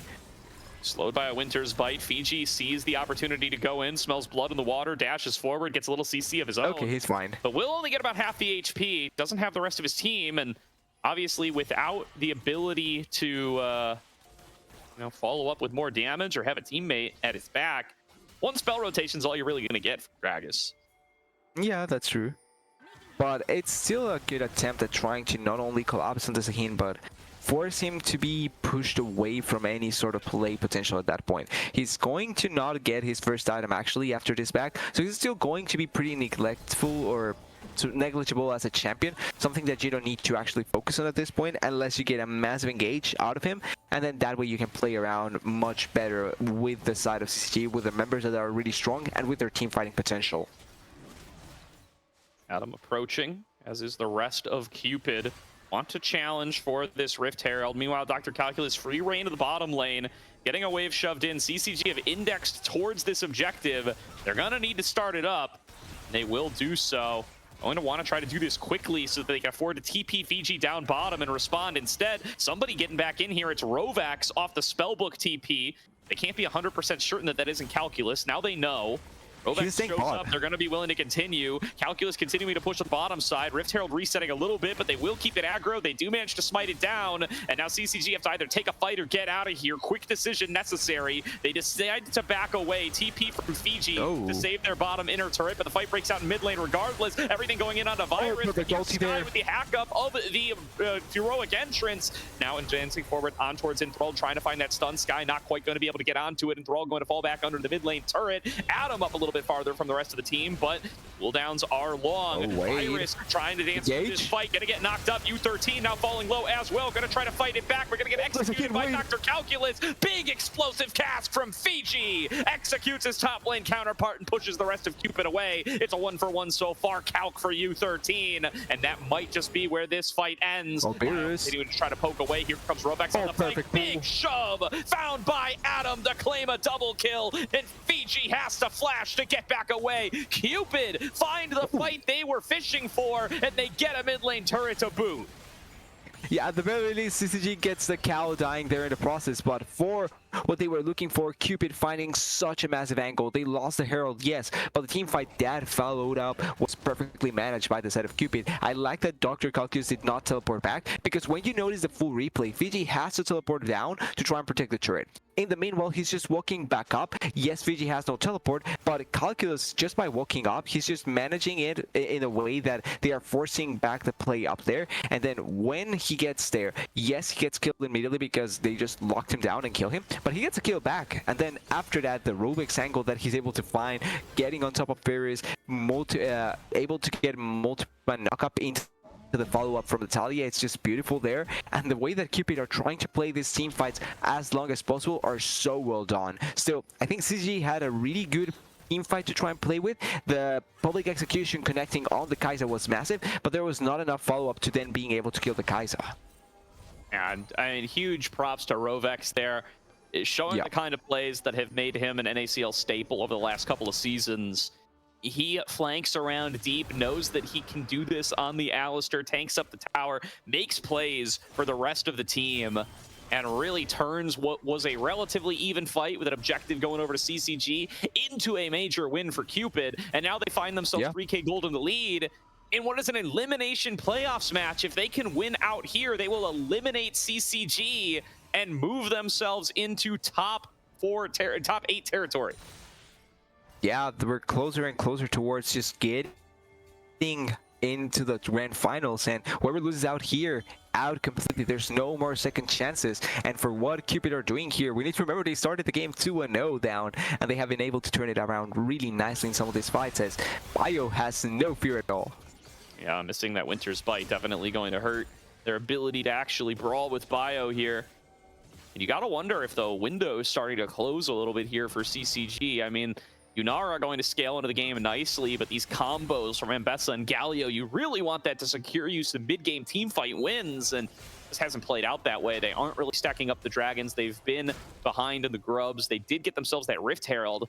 We'll see how they'll be able to use it, but lost out on the feats of warfare already. Clarit's now going to get engaged on by Bio. Double knockup found by Rovx. Clarit's getting focused down. They will be able to get in there with the redemption, but there's a counter redemption from the opposite side. In comes Sky, gets the taunt onto multiple members. The Virus is untouched on the side, takes out two. But here comes Dr. Calculus, thinks he can turn it back around as he dives forward. He's got the resurrection ready. Virus going to be able to kite it out. Will send him into that passive state, but he's going to be right back up there. Marinated cast waiting for him. U13 big trade onto Enthralled.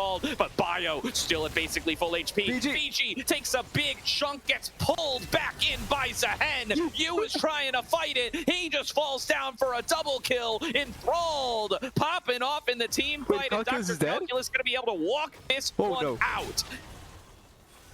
Wait. He does get slowed up by another Winter's Bite, but we'll be able to fall back regardless. I think this fight's done and dusted, TDS, and I think Cupid are going to walk away the victors. Slow onto Enthralled. Have they overstayed, or is Virus over-aggressing? He tries to make the trade, but Bio never went anywhere. Dr. Calculus waiting in the wings all along. It's 2 more kills to Cupid. And just like that, game completely in Cupid's favor. They get so much value out of those fights. They get multiple kills onto Enthralled. I don't even know how the hell did he kept himself alive in that play. But then once again, the longer the fight goes, the Zahin able to get into a multi-man position to fight it out, gets a lot of healing, gets a revive in the process as well. He's just not simply dying. And then when that happens, when there's no more cooldowns for CCG, it's really difficult for them to fight it out as OG.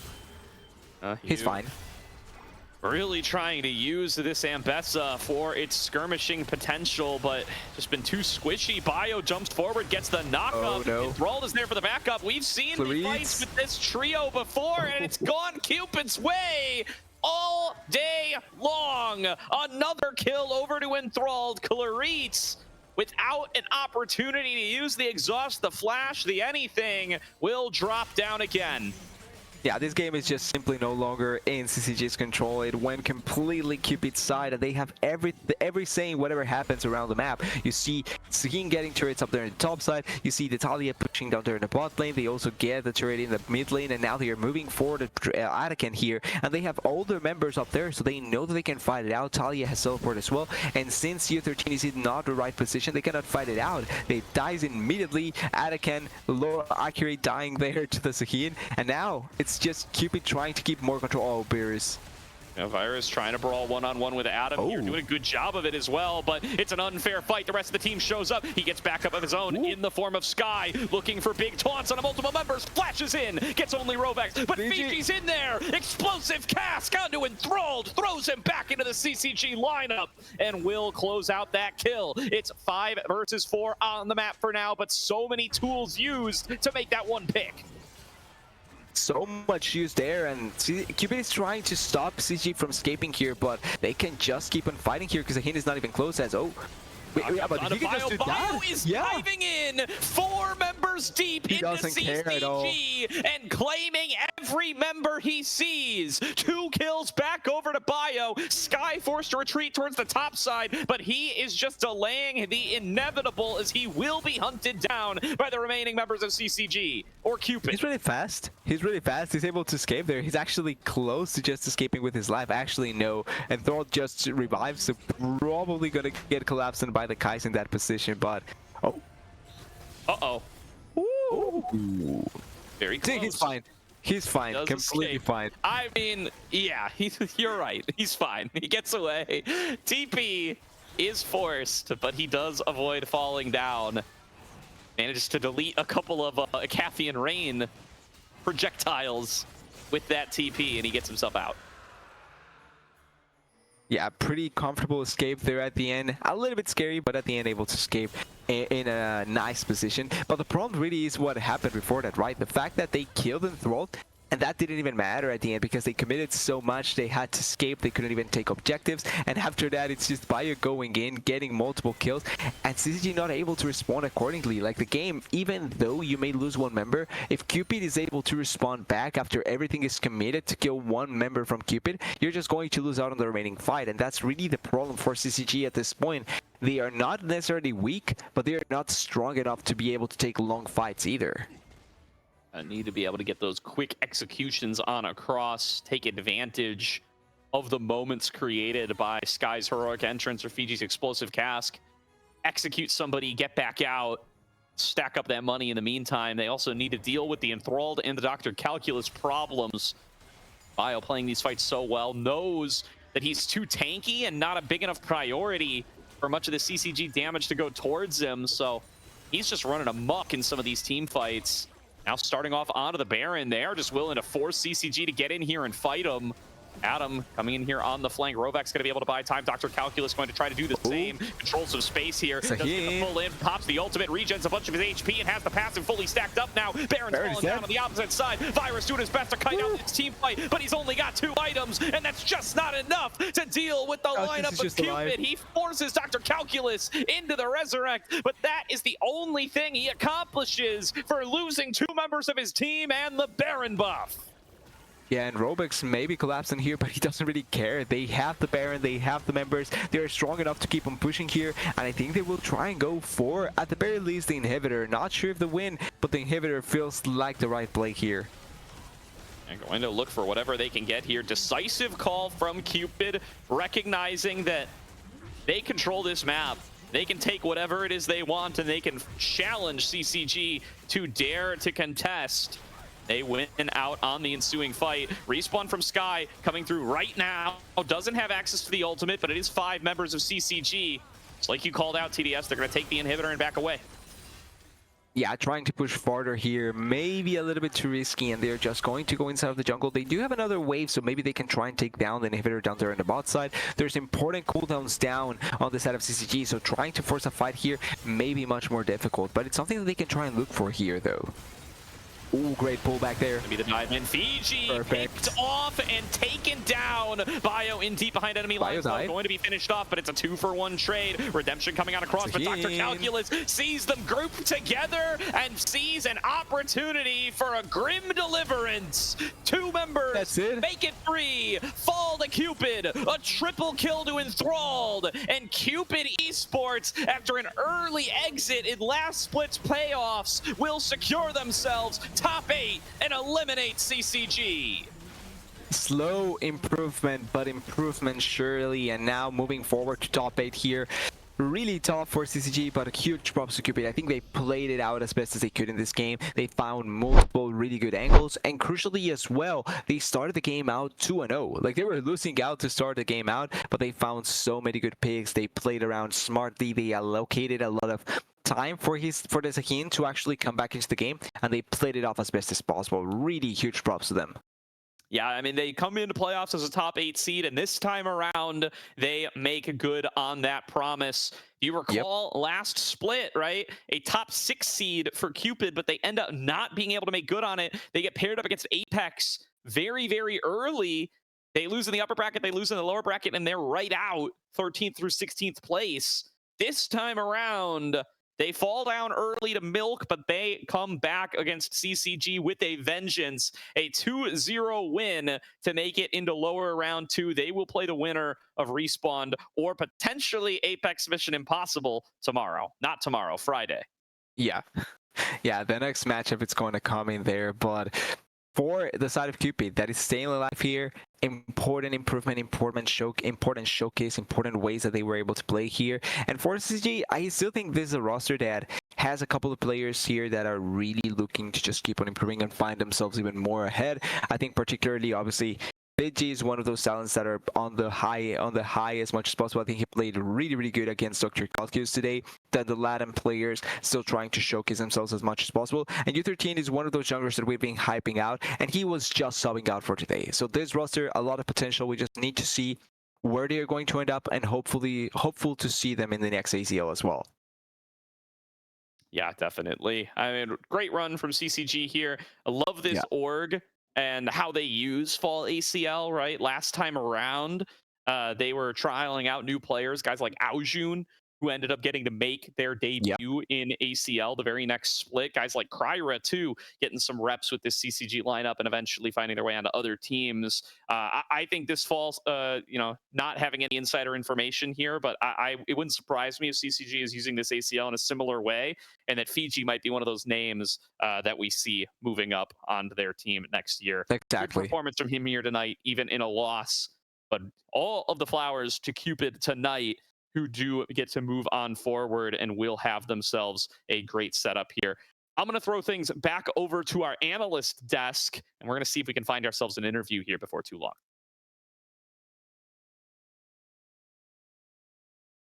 I was muted. What's up, everybody? Had to unmute there as I almost forgot to do that, but I caught it at the last second. Hello, everybody. Welcome back to the analyst desk here of the ACL. Cupid with a clean 2-0 sweep against CCG, sending them to the void, where we will see them in 2026. And the story continues here, Sean, for Cupid. And the only thing I gotta say about that game, too, is Zahen's really balanced, man. I think this champion doesn't need any nerfs whatsoever and isn't conceptually a little bit broken. Well, you know when like you used to play games and the videos that you would see of the game never really matched the gameplay? Right.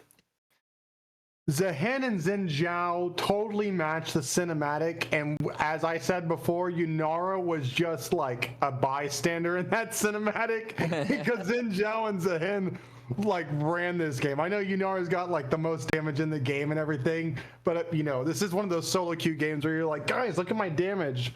But then it's like top laner and season 15 champion.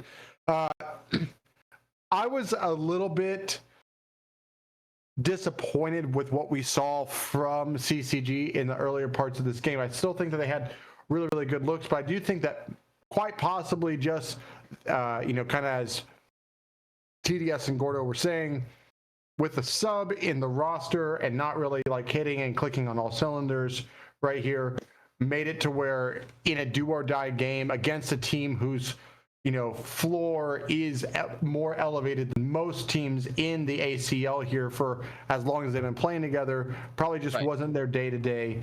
So congratulations to Cupid, as I think for me, especially in this game, Bio played so well. Like Zahen 0.1 or 0.5 as it were is I still think a really good champion as well.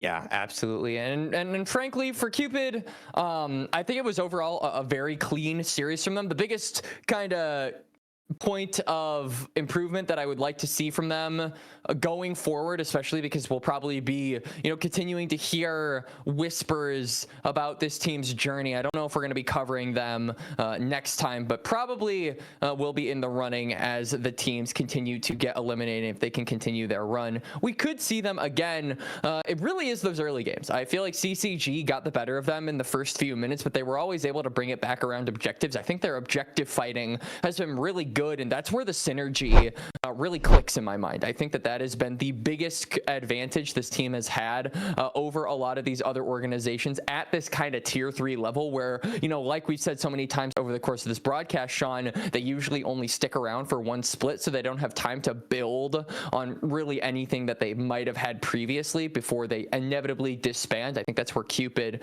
and just this team in general really differentiates themselves, and a lot of the fights I think really showed that. Particularly, you were saying, Bio was a massive major component of this game, and I absolutely agree. I think this Xin Zhao, the Crescent Guards had a lot of really unique angles that I think he was able to exploit. I'm really looking particularly at that top side, kind of around the blue buff on the blue side, where he goes over the wall and then gets the 3-man Crescent Guard to kind of knock those members into the waiting arms of his team. So really good stuff from Bio, really good stuff from Calculus, the two of the mainstay members of this squad. And I'm just looking to see where these guys go from here, Sean. I'm really curious how far they can go, because like TDS said before they passed it to us, this has been a team that has been slowly improving, I would say, really granularly. Every time we've seen them, they get a little bit better. Yeah, I tend to agree. And I also think that I want to see what happens going forward in terms of, does Tub continue? Like, obviously we don't know the reason why there was a sub today or something like that, but I did like the way that we saw not just Calculus and Bio working together, but then Bio and Rovex working together, especially together towards mid lane, working with Adam. So just, congratulations to them. Commiserations to CCG. Obviously sub stinks, but I liked what Gordo said about CCG is an organization in the past that has always had a purpose for what they were wanting to do, and maybe this is one of those times where it's more of a, hey, let's kind of scout before we're going into an ACL proper in the spring, whenever that's happening. But still really good players overall. Would have loved to have seen Steps here today, unfortunately, but U13 had a pretty decent showing in game 1, an okay showing here in game 2, but unfortunately their season is going to end here. Yeah, unfortunately for CCG. But again, congratulations to Cupid for moving on up. Hope to see more of these guys in the ACL as the weeks go by, as the series continue, and as the games continue onwards to get more and more spicy for the margins. The margin of error to get ever so thin as these days go by. But that is going to be it for us here on the analyst desk. We have word that an interview is being prepped behind the scenes. So while we wait for that to get set up, we are going to take a small little break. Stay tuned for which member of Cupid that will be, and we will see you all on the other side.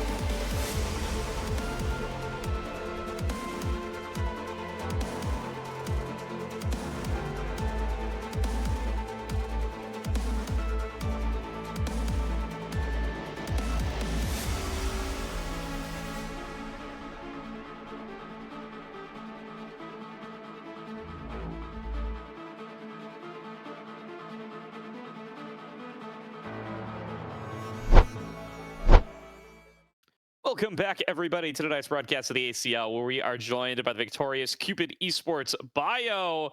Bio, congratulations on the win. Y'all have locked yourself top 8 for this ACL. Wow. What were we last time? Does anyone remember? 13th through 16th. Oh, wow.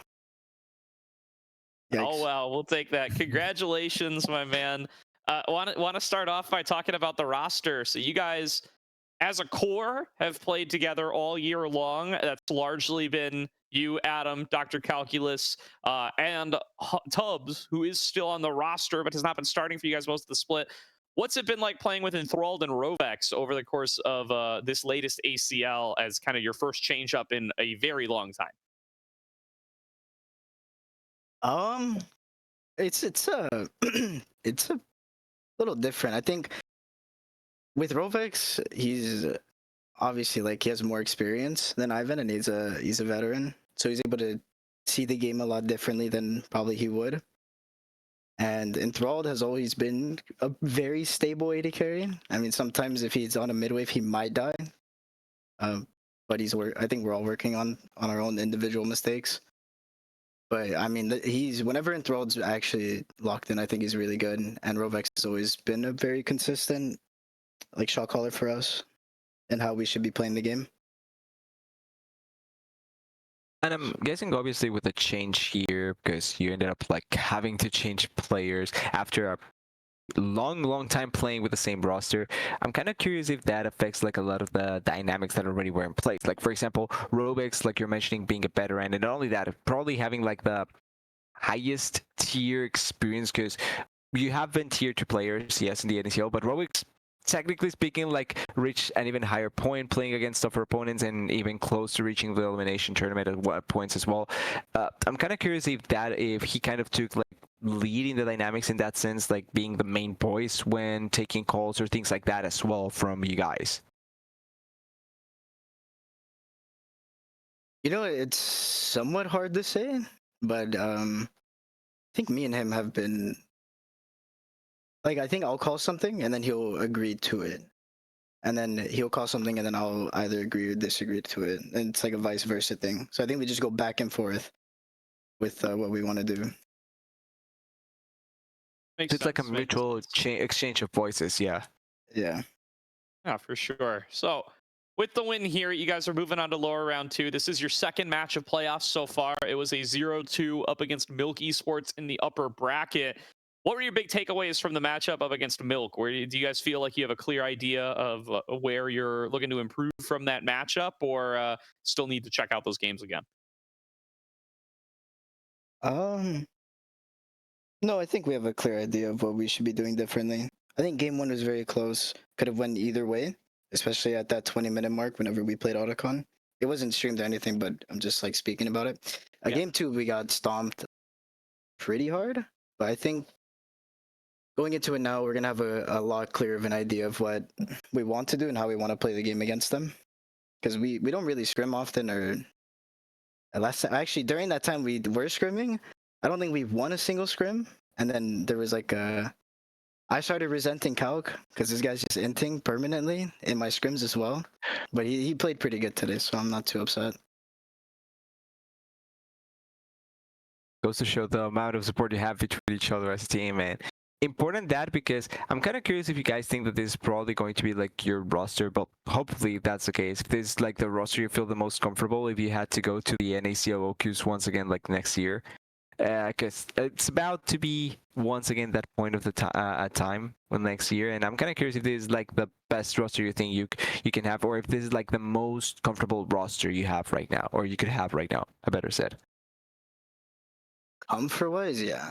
I don't know if there's I mean, I think Adam actually might be the best mid laner in OQs.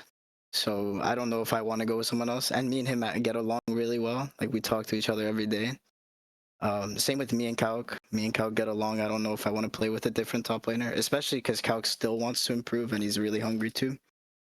This guy's queuing up at 4 in the morning for whatever reason until God knows how long. For bot side, obviously Rovex is most likely like 90% in an NACL spot. So we'll have to search. I think Ivan Tubb was debating on coming back because he did retire. That's why he's not starting. He, like in quotes, retired. I don't know if he'll come back. So if anything, we'll just run that back. And I think we have a good shot at promoting. Yeah, okay. Yeah. We've seen multiple tier 3 or tier 2 and tier 3 players already retiring, so Yeah. there's always the case to come back. Retirement always temporary in this space. Not always, but sometimes. All right. Well, looking towards lower round 2, you guys are going to be up against either Respawned or Apex Mission Impossible. Any thoughts on that matchup? Who you'd prefer to face? Who you think you're going to face, Bio? I think. I don't care who we play. I don't think it matters. I think we just have to perform individually. Both teams should be very. I'm not gonna say easy, but both teams we should beat. I think, in my personal opinion, I don't care who we face. Any special attention to Apex Mission Impossible after last split and the promotion tournament? No, I think they're still Alright. very solid. They have like their own things to work on. And we have our own things to work on. Respect.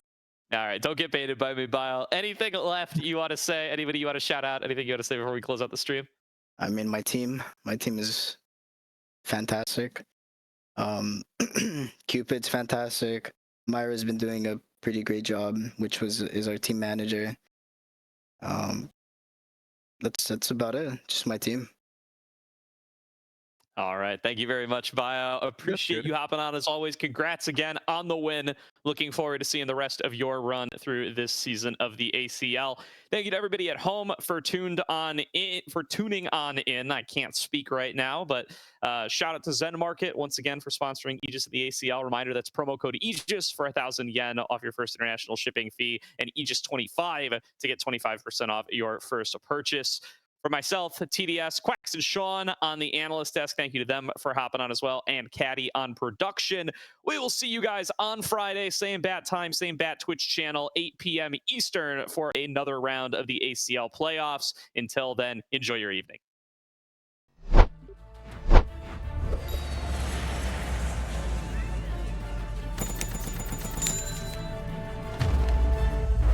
Bro, just use Zen Market.